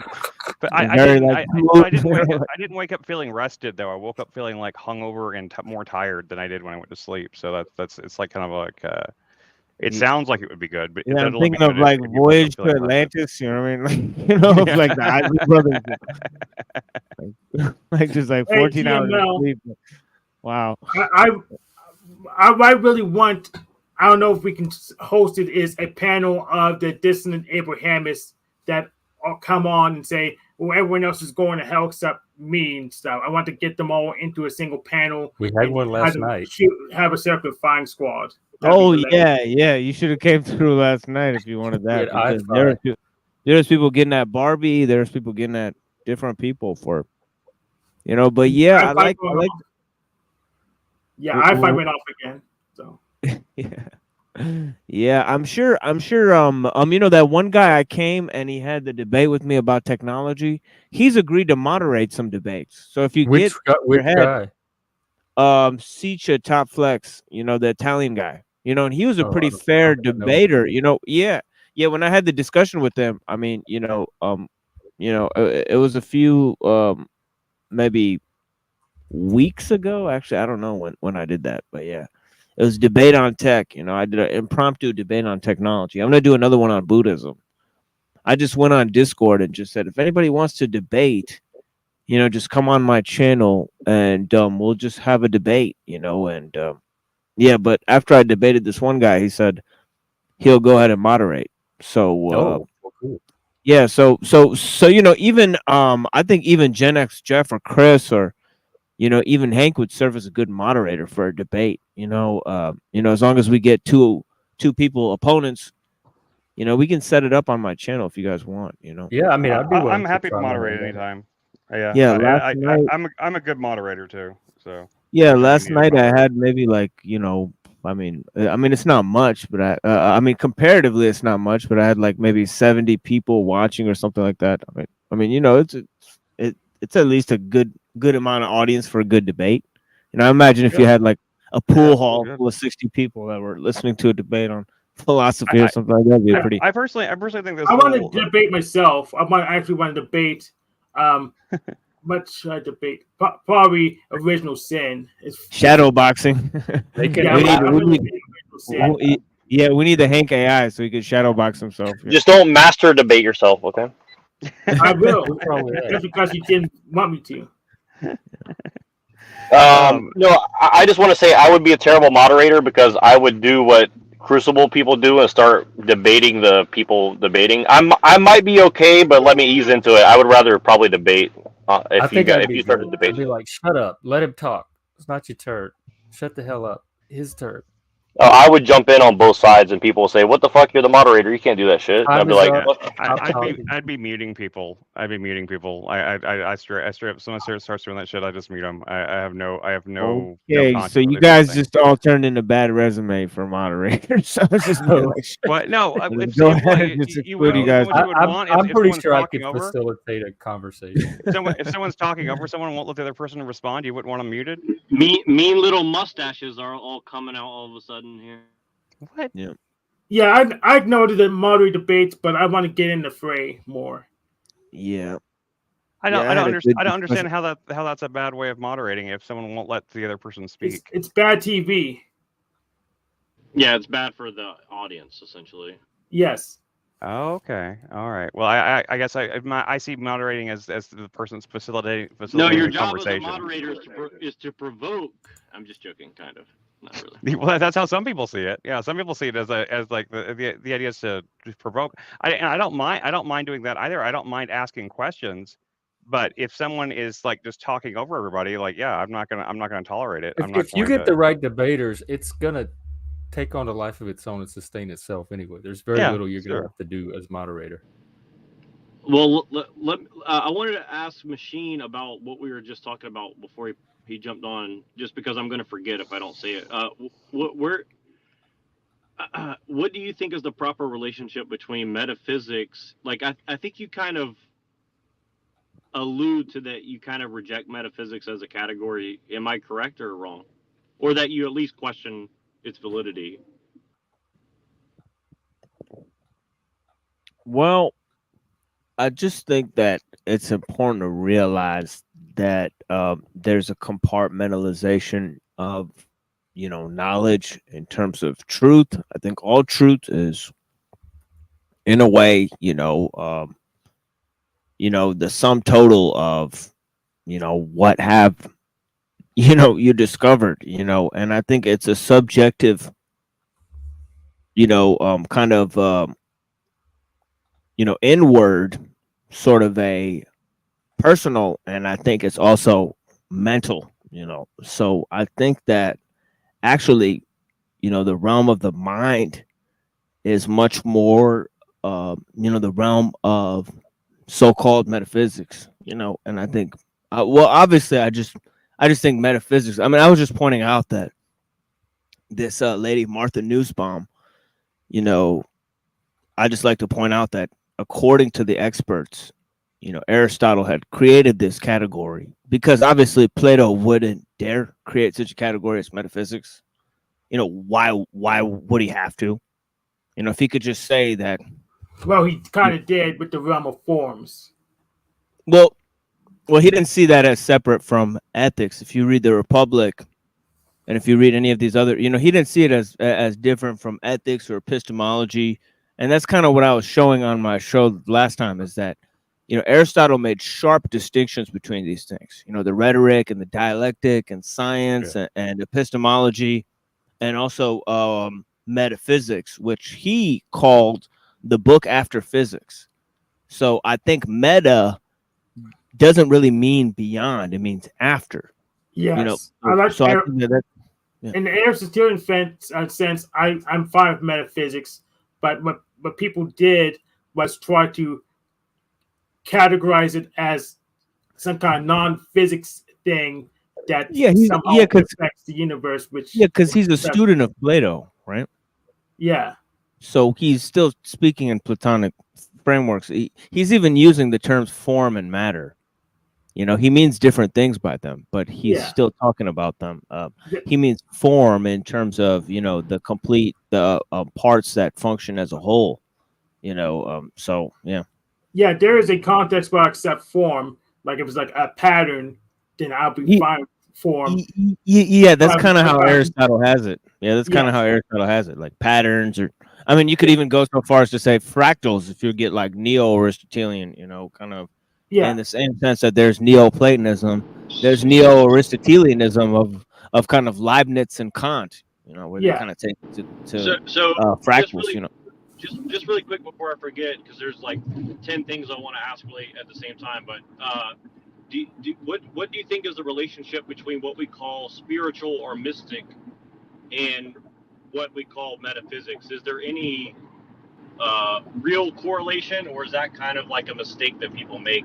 Yeah, because Plato was a mystic, and then Aristotle created metaphysics as a science, not as a mystical art. Plato believed in the mystical arts. He was like him and the others, a lot of people call him the last of the philosopher sages. He mixed his sort of religion and his cosmology with his philosophy. Whereas because he had the union of beauty, truth, and goodness. And so did like people like Lao Tzu. They just treated them all as like the same thing. Did he pull from Pythagoras at all? Pythagoras? Yeah, a little bit. That's what I thought. That's what I thought. I thought he did a little bit. Yeah, a little bit from Pythagoras. In the mouth of Socrates, he puts his Neo-Pythagorean teacher Timaeus. Yeah, because Pythagorean, I don't know, like belief is very, very esoteric. So yeah, some of that came from Orphism and Thracian shamanism and the mystery religions too. Yeah, definitely. Yeah. The Orphic stuff. Of course, we still know so little about it too. Do you think that? Do you think that Plato would characterize himself as a syncretist or perennial thinker, or he would not? He would Absolutely. reject Yep. that term. No, he would. No, he would liken himself to something like that. You know, he was characteristically. You know, I mean, if you read the dialogues, it's always some foreign land he's comparing Greece to, where they do some shit like way better than Greece. You know, whereas you know, like this whole patriotic kind of notion of like patriotism, it kind of comes from Aristotle, but it's funny and ironic because Aristotle was a traitor. You know, he went to go serve Philip of Macedon. You know, whereas Socrates said, "Oh man, I'll drink poison for Greece. Greece raised me." You know, so what if I have to drink poison for them? You know, It is very ironic, actually. Here's my logic train after that. I don't think most Christians would count themselves as perennial or syncretist. Do you think that there could be an argument made that there are elements of syncretism and perennialism in Christianity as it either what did exist or currently exists? Well, as it currently exists, definitely. You know, as it did exist, it could have been an original creed, following from the Essenes and John the Baptist and so on and so forth. You know, That's a good point. And let's say that you're correct on the original Christianity. Do you think that there was any overlap between someone like Plato and those original in the way that Christians say, well, that's logos grammaticos, or do you think that that's more of like a stretch? I think that's thoroughly a foreign. That's foreign to the Greeks. You know, so that's how foreign it really is. You know, it wouldn't just be foreign to a monotheistic personal God. You know, because in many respects, Plato's God is kind of impersonal. You know. Yeah. Well, I guess the reason I would ask that is because he's a deist, you know? as Judaism exists and the way it's portrayed, I think you could make an argument that the way that people perceive Jesus's original religion, that we'll just call Jewish for now, was syncretist and perennial in the way that we would characterize Plato. But would you say that that's not very likely the case? Like, what I'm saying is the way that we characterize the religion of Jesus is probably not the way that we characterize it today. Like, we have a warped comprehension of what that actually was, is kind of what I'm trying to say. I would say that. Yeah, I think it's clear if you just look at how John the Baptist is described in the four gospels. You know, he gets a demotion every time you read another gospel. He gets demoted. You know, he plays a secondary role in Mark. You know, which we see as the first gospel. He's there at the beginning. You know, Jesus. It starts with Jesus' baptism. You know, and then the dove descends and all that stuff. You know, the second one. You know, it starts with you know, the family of John. You know, you know, if you look at the Gospel of Luke, you know, starting with the family of John, and it's talking about how you know, Jesus is like this, like, you know, that John is like this test run for Jesus. You know, and then in John, it's like, you know, he's like totally demoted. You know, he's like totally just there to just call people to Jesus, you know, and he's like, you know, he's like, oh shit, you know, like, I should be following you, you know, instead of Jesus coming to John and being like, hey, let's start this thing, you know. So let me ask this, and I know this is not going to make sense, but my brain is kind of working a little fast because I didn't get enough sleep. So let me say it like this: when Bart Ehrman and people like that characterize the Christian God as a Yahweh volcano god and not a creator god, or some, you know, this is kind of like the general mythicist view. Would you say that's a straw man of what Christianity and or whatever the religion of Jesus was that we call colloquially Jewish? Would you say that's a straw man argument, or a misrepresentation in some way or something like that? Wait, what is a straw man? So when Bart Ehrman and these mythicists kind of say, well, Yahweh was a volcano god and not a creator god, would you say that's kind of a straw man? Oh yeah. Oh yeah. So we're not really talking about metaphysics anymore, are we? Well, it's related. It's actually, I think it's absolutely fucking related. And I agree with NeuroJack. You're still talking about metaphysics.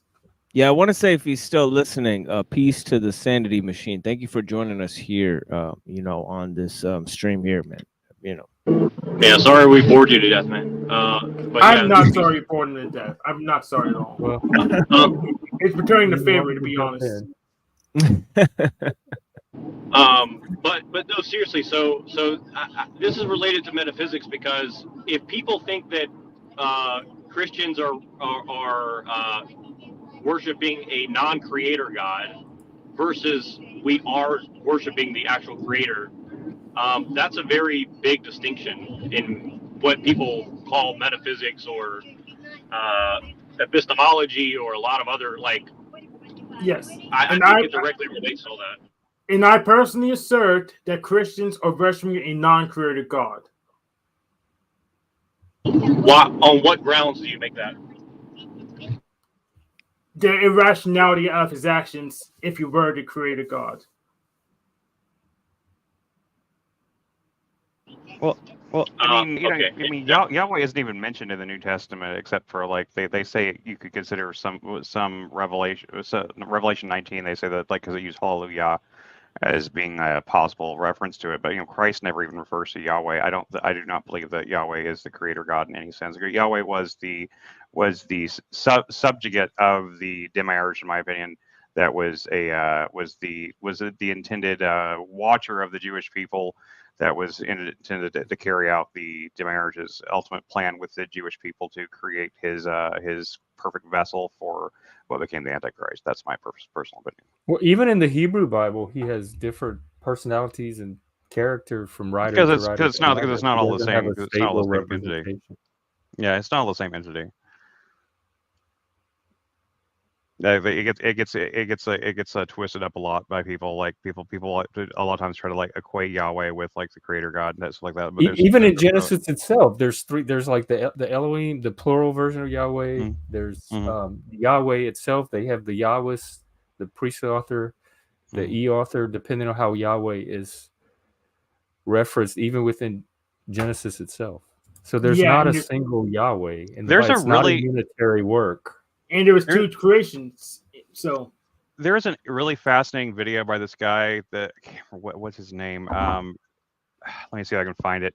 He made this really fascinating video suggesting that Yahweh was actually a dragon entity. And he does a pretty good job of presenting his. I don't know if I necessarily I mean, this is all fanfic anyway, because it's all. I think this is an interesting passage in Colossians. In the New Testament, it says, "He is the image of the invisible God, the firstborn of all creation. For by him all things were created in heaven and on earth, visible and invisible, whether thrones or dominions or rulers or authorities. Things were created through him and for him." Referring to Yahweh? No, referring to creator Jesus. God. Just the creator. But it does refer to the God there because it says he is the image of the invisible God. And then he says he's the firstborn of all creation. So interesting, right. So that is interesting. Yeah. It says that he was basically the first created, and I don't think that really squares that well with the Gospel of John because Jesus is uncreated in the Gospel of John. He's the Logos, so he's alongside God since the beginning. Well, yeah, but who wrote Colossians? I can't even remember. Colossians. But I think that they're gonna go and take that firstborn to mean that firstborn, referring to the allegorical fact that he's the second Adam. So they're gonna say that he's firstborn in that regard. You know what I mean? But it's still interesting. Yeah. What, Colossians? Yeah, Colossians is attributed to Paul. Yeah. Yeah, yeah. Of course, once again, I'm not a. I don't. I'm anti-Pauline, so. But yeah, there's. I put the link to that video in case it's a guy named Mr. It's half an Mythos hour on long. YouTube. By the way, today is my short day because I have Sunday's my really busy day. I have a bunch of stuff after this, so I can only go for about another half an hour. That's cool, man. Yeah, yeah. But in any case, but I definitely recommend if you want some interesting kind of like an interesting viewpoint in Yahweh from the Bible. I think this guy, Mr. Mythos, he really does a he does a good job of like of describing and the way way of going through the Old Testament and comparing descriptions of Yahweh, descriptions of dragons and everything. It's very interesting. I mean, I think it's just kind of fun to watch. I don't think it really has any. It's not like necessarily. I don't think it's true, but I think it's pretty cool. Anyway. And hey to everybody in the chat. We got a really eclectic chat today. It's not quite as active as the last few days, but it's a lazy Sunday though.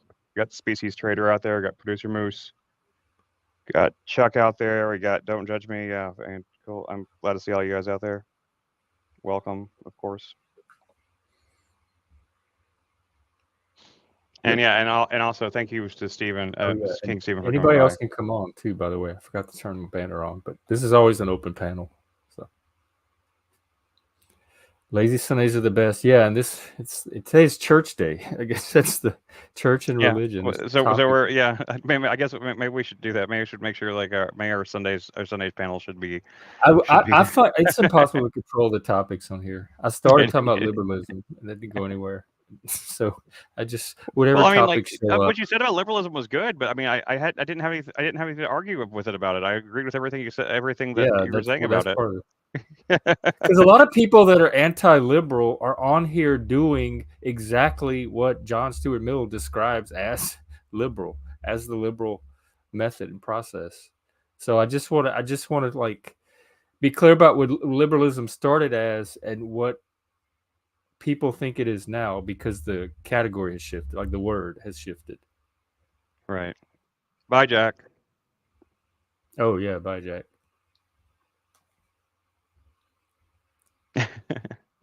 You look extra mystic today, Machine. Your vibe right now. You look extra like guru-ish. Yeah, I'm very sleepy and tired. I really just came on here to talk to Sanity Machine, and then he left. So sometimes I think he doesn't. Yeah, he doesn't have a very good opinion of me. So I try to mend that, but I feel like I'm not like obliged to Oh, that's not true. That's not true. He did say that when you went on his show, it didn't piss off any of his audience. Like his audience didn't have a problem with it. Yeah, they liked it. Yeah, they liked it. And and one of his guests came on my show. Kali, she came onto my show. So it was good to see them there, because I did end up having a very good discussion with them. Yeah. And the last time I was there, Sandy Machine says you're welcome to come on his show anytime. He is a kind of interview still. Okay, so that's good to know. Yeah, I was just checking if we're still cool, because I went up in his chat and told him hi. Sometimes I tell him hi, so I don't know if he actually reads my chats, but yeah. Yeah, you're still cool for him. Yeah. That's a big ass chair you got there, dude. Yeah, it looks very comfortable. Is it an office chair or recliner? It's like a couch, really. It's like it looks like it, man. Yeah, like links up to another piece of a couch. It's like half of a couch. Yeah. Oh, okay. All right. Yeah, really. I was sitting there thinking, like, man, that's like the biggest damn office chair. Because like I mean, I don't know what I can't really tell your actual size or height or anything, but you seem like you're a pretty big guy. I mean, in terms of like tall. Yeah, it's like two halves. Yeah, it's like two halves of a leather couch, and the other side is over there with. Yeah, that makes a lot more sense. I was like, you must have bought like the XXXXL like giant office chair that like I saw one of those in like in a store once. It was like this massive office chair. I guess it was made for a really fat guy or something like that. And it was just like you could fit like me and Lindsay and like a child and like our child like all on this one chair, and it like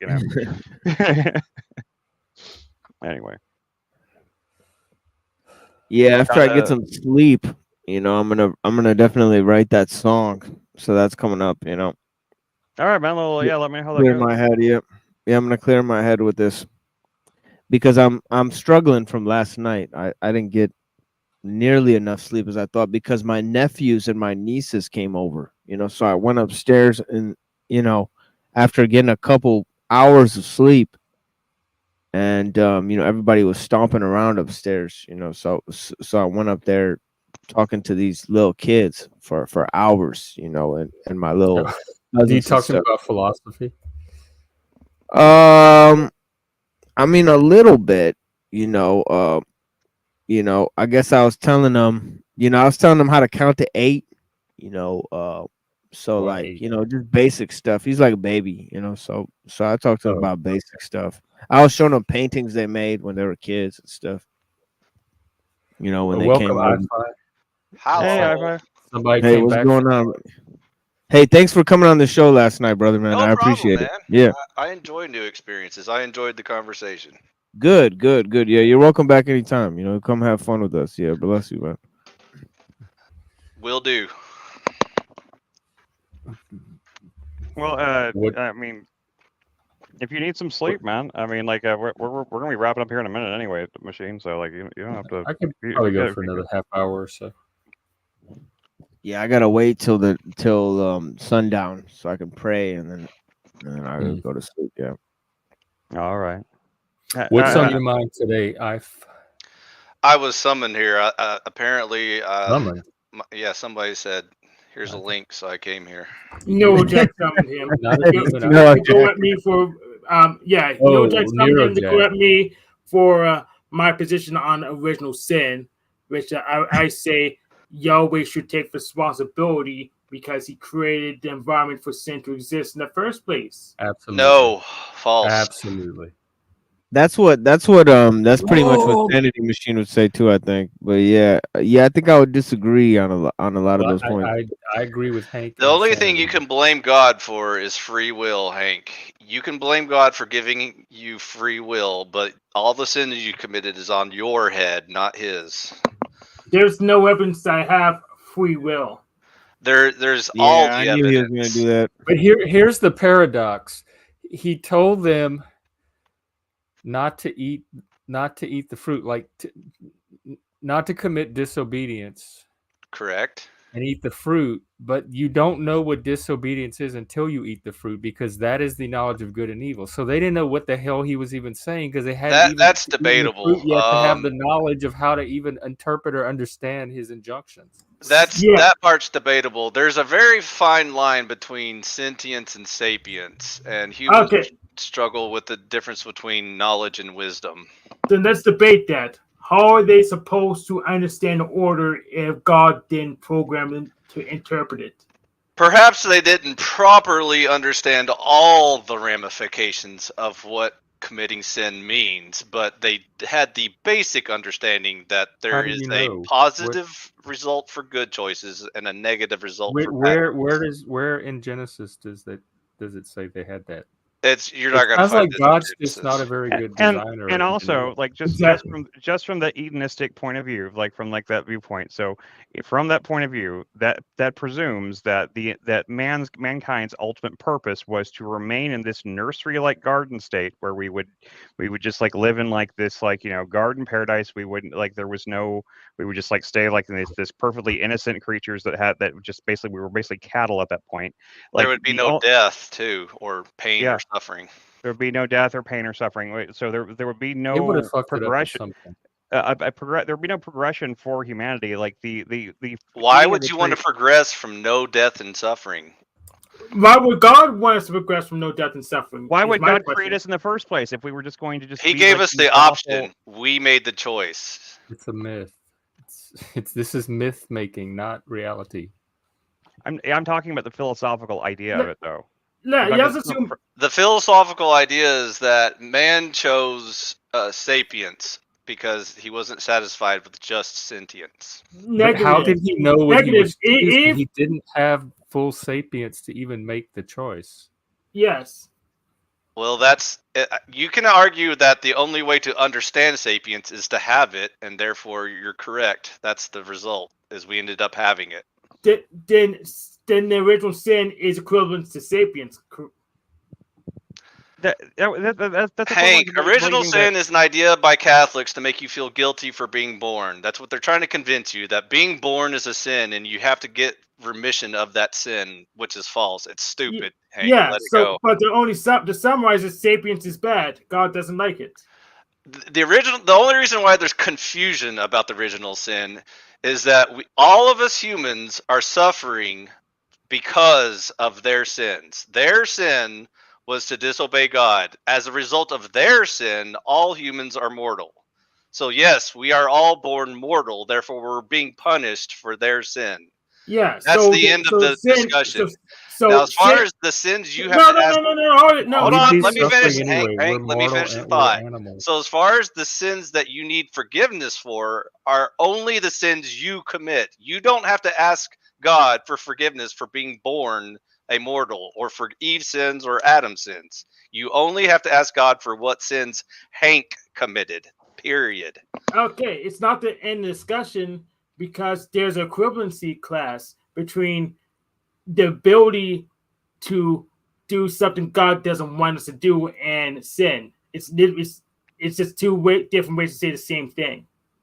Being born mortal is not a sin, Hank. You don't have to ask God forgiveness for being born a mortal. No, I mean the possibility of disobeying God is the same thing as sin. No, disobeying God is the sin. That's the actual definition. Disobedience would be the sin. Yeah. Well, no, disobeying God is the sin, not the potential to disobey God. So if you had no potential, if we had no potential, let me continue, Chris. Let me cook. So if we had no potential to disobey God, there would be no free will. Is that correct? Correct, and there would be nothing to judge. God wouldn't call you good or evil if you had no choice. Hank, God doesn't judge robots. He doesn't give a shit about robots. There is no good or evil in robots. They do as they are programmed to do. Period.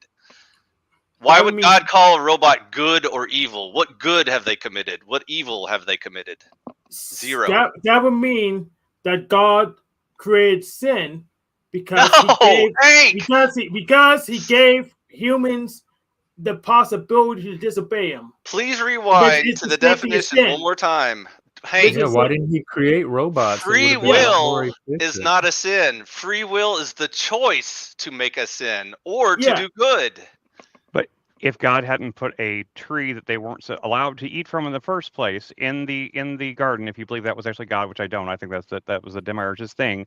If they didn't put it there in the first place, then there would be no choice. Therefore, there would be no. What's the point of having the choice there if the choice wasn't meant to be made? The choice there was no fall from Eden. It was a step out into the real world. It was the first step on humanity's progression towards something. It can't be like the idea, like, so that would mean like all of human like all we're trying to do is trying to get back to Eden, and that's just, it seems silly. It's regressive. We're supposed to progress, not regress. By the way, Chris, just FYI, I am of the opinion it's quite possible it's not a literal account to be taken so seriously. It's more of like a philosophical, that's illustration of the bridge between sentience and sapience and why humans are different than animals. That is. But anyways, I still entertain the literal account. If you want to, it's possible there was a literal Eve and a literal Adam and the Garden of Eden and a literal snake. Okay, I just want to make this quite nice and simple. Yeah, what's up? No choice equals no sin. Choice equals sin. God made choice possible. Therefore, God made sin possible. No, you just said the wrong thing. Choice is not sin. Choice is the ability to commit a sin, not sin. Okay, I know what you're saying there, but still, if you put no choice there, then there can be no sin. Therefore, the introduction of choice does introduce the possibility of sin, and therefore, then what would be the point? The only point exactly, Hank. The only reason to put it there is to eventually to choose it. Hank, you keep leaving off the other half of your equation. No choice equals no sin. It also equals no good. There's nothing good about no choice either, Hank. So what is good without choice? Oh, okay. So God can't have any good without sin. What does good mean, Hank? What is the meaning of good with no choice? What value does that have? What good do robots do, Hank? If you program a robot to cut your toast for you, is that good or evil? So a robot is allowing me to talk to you right now. So that's good for me. You can't have good without evil. You can't have evil without good. Neither one of those words have meaning if the other doesn't exist. Okay, yeah, darkness and light. God is a sinner. Duality. So God's good. So God must have sin in him. Is that correct? He defines good by the existence of evil. The devil is the typical counterpart to God. So the devil wasn't the snake. If the only choice was good, and if the only choice was God, then why call him good? Like, what is good about God? So God isn't good unless there's something evil. Is that correct? So you could try and do like a very boring math equation and say evil is the absence of God. So zero God is evil, which would be just nothing. Nothing would exist. It would be, zero, chaos, nothing. How can nothing be evil? A positive existence is +1 or -1. Hank, what's -1 God? Anti-God. The devil. Evil. Yeah. Evil is the choice away from God. So if God is the +1 choice of good, what is evil? Oh, okay. So to understand you properly, a universe with God by himself can't possibly be good because there's no contrast. It could be the only choice. Like the universe could just be +1. Everything is +1, and the only choice is +1. And so, what meaning does that have? Like, why call it good? What does good mean in that case, Hank? That's why I asked you. God in the universe by himself can't be good. Don't even think about morality. Just think of pure physical terms. If everything, I asked the question. I asked you the question. Hank, if everything is hot, the universe with God by himself in it can't be any good. Is that correct? Because there's no evil. Let me make it simple before we get deeper. Let's just start with a simple example. I'm trying to be simple. Hank, right? Physically speaking, don't think about morality. Just think about physical things. Physically speaking, if everything is hot, what does cold mean? What is cold? Everything is hot. Why won't you answer my question? Why are you dodging my question? It's a very simple logic exercise. Why are you answering my question? What's your question, Hank? My question is, a universe with God by himself, can we call that good? According to who? Who's judging good in the universe where there is only God? You are. I don't exist. I'm not in that. You just said only God exists in this universe. Yes. You just said that. You're judging it from outside of the universe. Would you call that? Then there's more than the universe, Hank. You already added a whole nother layer. You said the only thing that exists is God. Yeah, I'm just trying to make this simple. Now you have two universes. Hypothetically, there's a universe with God as the only thing in there. Can we possibly call that good, or do we have to say we can't define good unless there's some evil there? If God is the only thing that exists in all reality, then who's judging him as good? Is he calling himself good? I'm asking you to judge. It really sounds semantic more than I can't judge him, Hank, because I don't exist. God is the only thing that exists in your theoretical question here. God is the only thing that exists. Yeah. There's nothing else. Yeah, that's what I'm pointing out. It's a semantic question. It's okay. God Hank, can I exist in this universe? Can you summon me into this universe? Well, how would you theoretically answer the question? You would say that a universe with just God in it, that's totally good, isn't it? Because God is good. According to who, machine? According to who? According to your view of what God is. Where does my view come from in a universe where only God exists? How can I have a view? No, I'm saying that you believe in a universe where you exist, right? You believe in God, right? Yes. Yes. Okay. In that universe, you believe that God is good, right? I think we have to step out of Hank's theoretical Right, but that's if we want to irrelevant properly to a talk about universe this. with only God in it. I get iPhi's point. Believe it or not. We're gonna have to start. We're gonna have to start over. I just think that what you're trying to get at is that God is good. You know, so universe with just God in it would be a universe, because you said that because you said earlier, right, that there's +1 and -1, right? Correct. So can that -1 exist inside the world, right? Yes. Yes. But Hey, by SpeakeaZy. definition, it has to. Hey, If you call this +1 equals good. I get. Yeah. So good and evil exist in the world, right? But God is all good. So a world with only God in it would exclude the existence of evil, would it not? Well, first of all, I think. Wait. Can I ask him? Sorry, I don't mean to interrupt. Go ahead. Can I ask you in a way that I think you'll understand? Right now, there's good and evil, right? Yes. Okay, so the way we know good and evil right now, the world where only God exists, that would be a good world, right? No. If only God exists in all That's what I asked. Wait. What do you mean no? That's what I asked him straight up. According to who? That's what I asked him too. I just said, as we know good and evil right now, we know the differences of what's good and what's evil right now. With that understanding of good and evil, in this hypothetical world of just God existing, would it not be a good world? See, you've already failed because you have to require this outside reference to determine whether or not this is good. That's how hypotheticals work.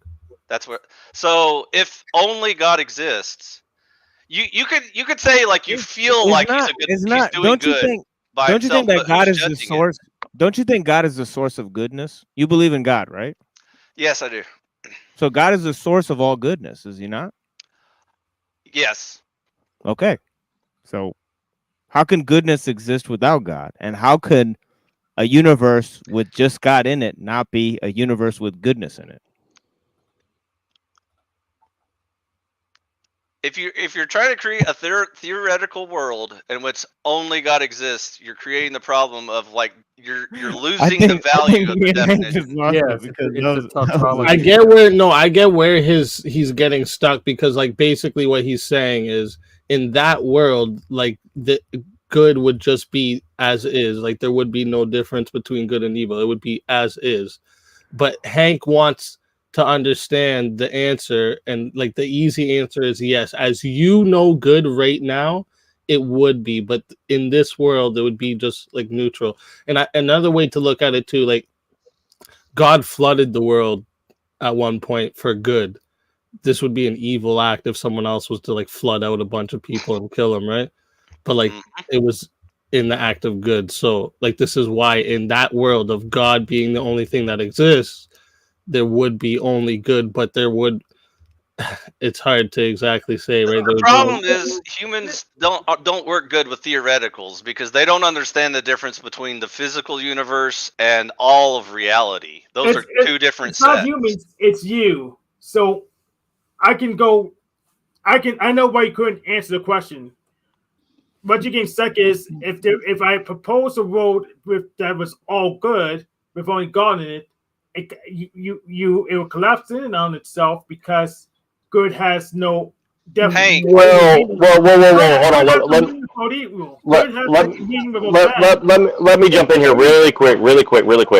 In Christianity, you define God literally as the standard of good. So how can you call anything with a universe and God only in it not Jack, good? Like by definition, you're a little bit loud, dude. Just yeah, I know. By definition, by definition,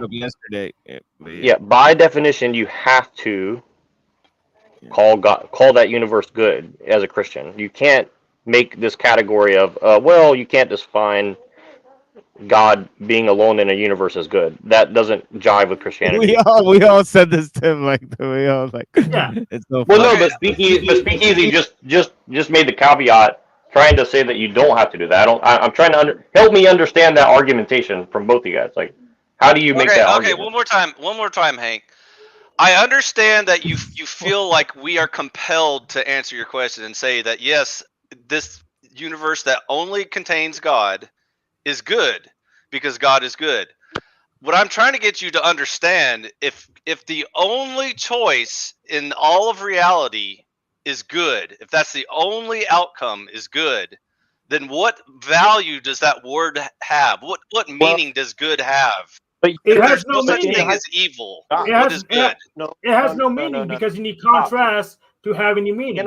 That's what I've been trying to tell you, Hank, but you keep laughing at me like, you can't answer the question. I answered your question. You don't understand. That sounds Taoist, you know. It's not doesn't sound particularly Christian, you know, because you know in chapter 2 of the the second chapter of the Tao Te Ching, it says, you know, people know the appearance of goodness only because there's evil. You know, people know the appearance of beauty only because there's ugliness.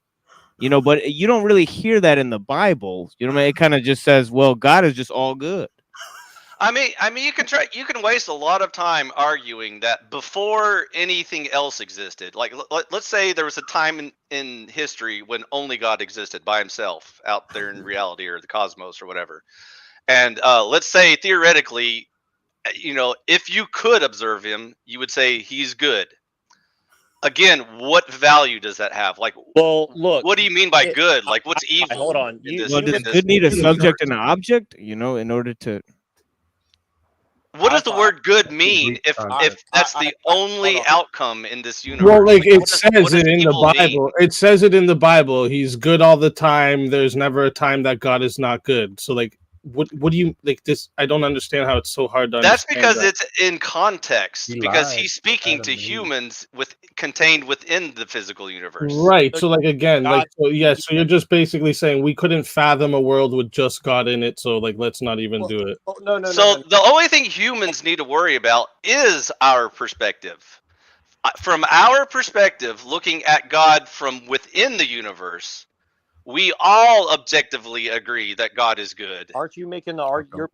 You're making Hank's argument for him, first of all, and second of all, you're saying that God can be evil, which then how could we be judged by God who's good? God cannot be evil. That's another thing they're not going to be able to understand. The whole thing is fucked up, Jack. You're right. There's so many paradoxes and contradictions. You're right. But that's what I said about God can't be like. That's why I was saying earlier about how like there's acts like if someone else was to flood out a whole city intentionally, we would say this is evil. But that's an example of why God cannot be evil. That's what I'm trying to say. That's what I'm trying to say here. But this is what I'm saying. So like there would be no evil in a world where there was God. So like you would have to say it's good, right? So SpeakeaZy, the problem with what your statement is, I as a fellow theologian understand exactly what you're saying.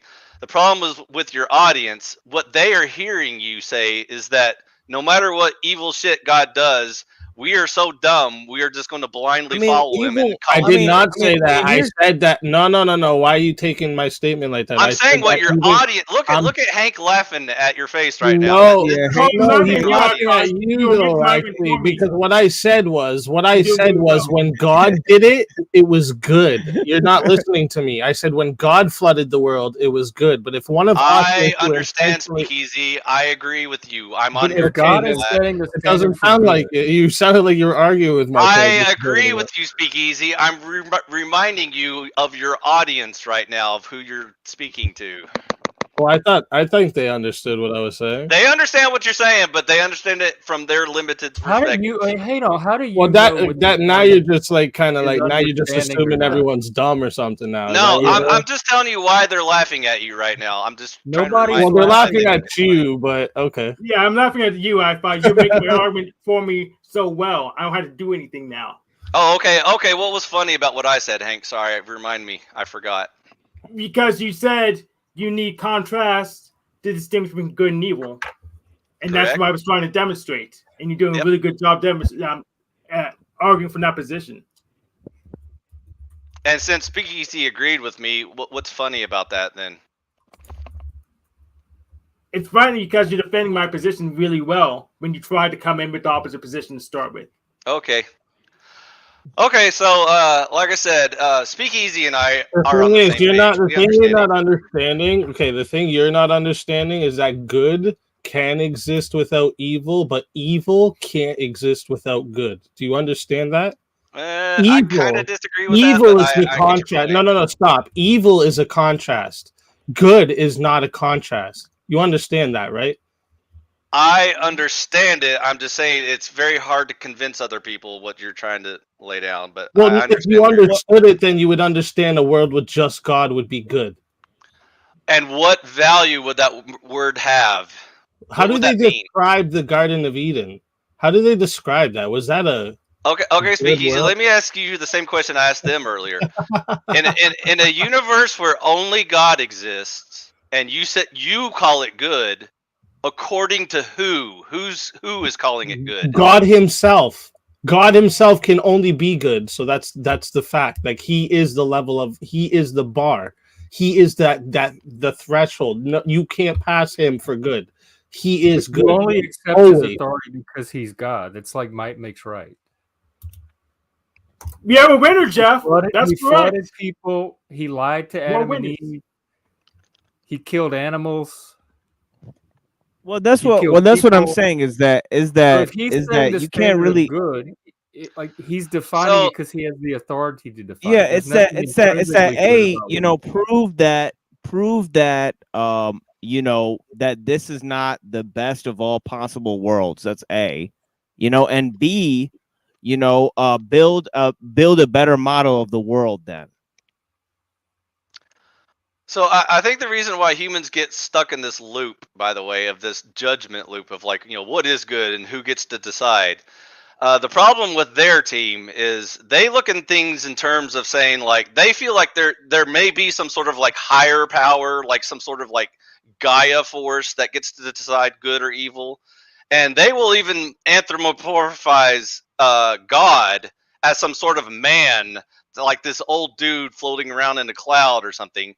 And he's only good because the universe, allowed him to be good because he made some good decisions or whatever.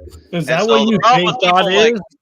the people with the problem with people like SpeakeaZy and I is we don't work within that framework, and we're trying to explain to you that's not the way our logic is I work bound. for SpeakeaZy. So it sounds funny to them because it sounds like let's you're just saying say. that no matter what God does, even if it's objectively evil, and see, Well, they let's use say that part of. Well, let's idea say like part of evil. God Well, I answers can answer something. that part too. So like I see how Yeah. people we'll talk about like oh, why does he let all these there's kids dying every day and there's this and that and this and that happening. Why? So like the whole point of free will, Because they right? think Like God wait, is let me try bound to explain it to them for a Right? second. Let him finish. Like let him us, when we put people in prison over here, just think about like America and stuff, right?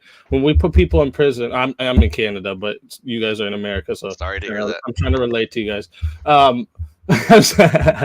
But so in America, when you put people in jail, unless it's like really egregious, and even at that time, you don't put them in just like a single cell, give them the bare minimum just to live, and like completely treat them inhumane. We don't even take away all of free will from people we put in jail. So why would a deity that has control over the whole fucking planet take away any free will?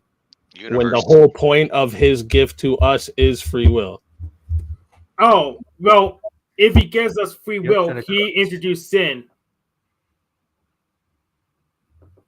The potential to sin, not free will, is not sin. Hank, please stop saying that. Yeah, free will. There's no severance. If he introduces the potential sin, then he introduces sin. Because if he doesn't introduce potential sin, then everyone. Hank, free will is a choice. Hank, one more time. Just one more time, lad. One more time. Follow me. Just very slowly. Listen. The potential to sin is free will. Sin does not arrive into existence until the choice has been made and the first person sins. That is the creation of sin. Here's the problem. You need to define sin and salvation to make that argument. Define your terms. So one more time, Hank. Free will is the potential to sin. It is not sin. Sin is the rejection of God. No, you're making an implicit claim by making that statement. So define your term of free will, sin, salvation. Define your terms. Free will. You want me to define free will? The ability to choose without the constraints of environment. We're being judged. You're saying that predetermined. We're being judged. It's basically the free will is basically the power of making any action without a constraint or like a fate. You know, like it's the ability to act at your own discretion. You know what I'm trying to say? That's what free will is. You're trying to say you don't have that? I'm not, but what I'm saying okay. Sorry. That sin and salvation is given to us via free will. So he's making the rhetorical point that by bringing in free will, you're necessarily being judged by that free will. So how do we define sin and salvation? The definition of sin is to reject God's word. Yes, but if he gives you the ability to reject his word, then he implicitly creates sin, because sin is defined as the ability to Hank, reject God's word. One more time. Define God's free word. will is not sin. It is the potential to commit sin. It is the potential to obey God and only do good. Free will has the possibility to only do good. That is one possible outcome. Now you have to find good. So free will is not sin, Hank. It's the potential to do sin. And what good is. And a free agent must choose to reject God, and then sin is created. That is the origin of sin. Okay. Not God. Define obeying God and define rejecting God. Define those terms. Obey God means to do his word, and sin is to reject God's word. Find his word. Commands. God's commands. If God says do X, you must do X. As if he says do not do Y, then you do not do Y. It's just robots who can disobey. Yes, this would mean the best possible world would be God by himself, because he can't reject his own actions. He can't reject his own orders. So, okay, yes, I think I can help here. So, like, you're asking for what definitions again? Well, look, you're free will, sin, stuff like that. Well, I did free will already, right? Yeah, but I'm saying, look, actually, I have a better definition, but I didn't want to be that guy because I hate being that guy. Well, look, here's the thing: how you have to define your terms of sin and salvation, and because you're saying that we're going to go to hell and burn forever if we don't do a certain thing, so you have to define what that means. What do we have to do and not do in order to get that prize of what you're I think to be good would be like, if you're gonna live by the Bible. Listen, I do a bunch of different studies on a bunch of different religions, so I'm not telling you based on. I'm just arguing at the point of because I hear a lot of people argue against religions, and I don't feel like they understand them exactly. So like when it's defined in like as the Bible, for instance, so it's what you were talking about, going to hell, burning. So like this would be like justice, righteous, like being holy and pure. Are you a Christian, by the way? Being kind, being gentle. Pardon, sorry? SpeakeaZy, are you Christian? I grew up in a Christian family, but I What's your decided religion? not to follow religion, and I believe in the gods. The gods? Yeah, that's the way I'll put it for you. Are you just my belief doesn't matter for the argument, so I don't really like going into my belief, because then people like will try to be like, well, how do you believe that? Oh my God. Are you a deist or a theist? I mean that's fascinating though. I'm sure the audience, for the edification of the audience, they'd love to know more about the gods thing, you know what I mean? Because that sounds interesting. That sounds interesting as fuck, I'm not gonna lie, Well, listen, I don't think it's again. Yes, I will admit it, Hank. I don't like using my religion or my beliefs or my race or any of this type of shit for my arguments. So like, if you want to talk about it like another time, but like, I don't think it has anything to do for this part of the. I was just curious. Sorry, I asked. No, you good. You good. You good. I just think it'll throw things off from the conversation. I think Hank is stuck in an eternal loop, and we're not going to be able to get him out of it. So, it's one of those robots, like, I love you. No, I love you. I love you. He'll never get out of it. I'm not in the loop. You just won't admit that there's no y'all are talking past each other. For God to create free will without him implicitly creating sin, because free will implies the ability to ignore God's will. Hank, definitely a sin. I understand your desire. I understand your complete feelings that you really want to blame God for sin. I understand your desire. I understand your flawed logic and where you feel like since he created the ability to sin, that sounds like he flawed created logic. sin. He hit him with the flawed logic. Oh shit. So once again, you keep equating the ability to sin as a sin. You keep saying that that's equals. That's not how you do math. So the ability. Yeah, like right. So like you have like okay, you Hank, you live somewhere where you're allowed to own guns, right? Affirmative. Right. So like shooting someone, would you consider this a sin? Just go shoot someone out of nowhere? Me, no. You wouldn't? No, I wouldn't. You Shooting think it's okay people is not to a just sin? it's not immoral to just go shoot people? If they die, Hank. No, if you're the state, it's fine. So if you're the state and you just go shoot people, it's legal. So wait, wait, I don't think you're listening to me, Craig. Let me try SpeakeaZy. He's a little slow. Hank, my guy sounded like a fucking whole serial killer right now. Hank, if I was the government, I could just do it. Oh man, yeah, that's wild, bro. That's wild. This is why it's hard to argue morality with certain people because they don't have any concept. Well, of we can certainly pick this up tomorrow or another day. We're here every day, same time, 2 p.m. Central. So I'm gonna have to wrap up, unfortunately. Okay, yeah. It's not good to wrap it up as soon as everything gets all interesting and heated, but. I tuned in. If y'all want to go around to, just you know how to get a hold of me. Most of y'all have my direct contact info. So I don't know if there's anybody else streaming. If there's any other panels to go to right now. But, let me check. I'm supposed to be doing something. I was just listening in while I was fucking working on some shit, and I heard this conversation. I was like, "Oh, this is." Let me go. Yeah, I'm glad you jumped on. Yeah. Thanks for coming by, man. That's really cool. We can continue it tomorrow because I want to get back to the Garden of Eden and the snake. I have a lot to say about that. There you go.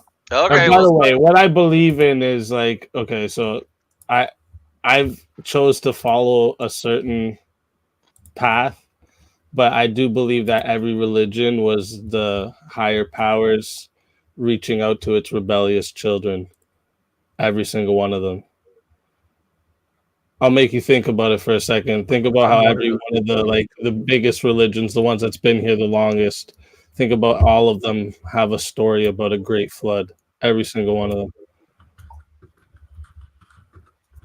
This is probably what is Struggle is streaming right now.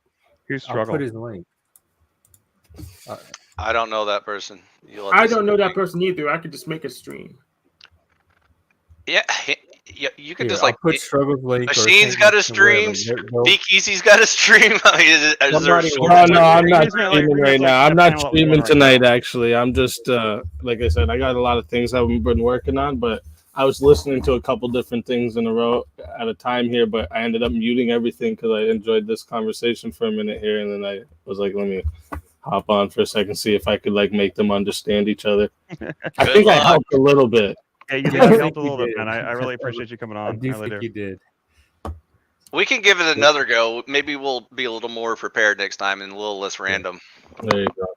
All right. Well, thanks for having me, Jeff, Chris, Machine Lies. Nice talking to you. First time. iPhi. iPhi, close enough. iPhi, close. He was raiding the first time. I was raiding. He was Hank on Verbal Combat. I was raiding. Yeah.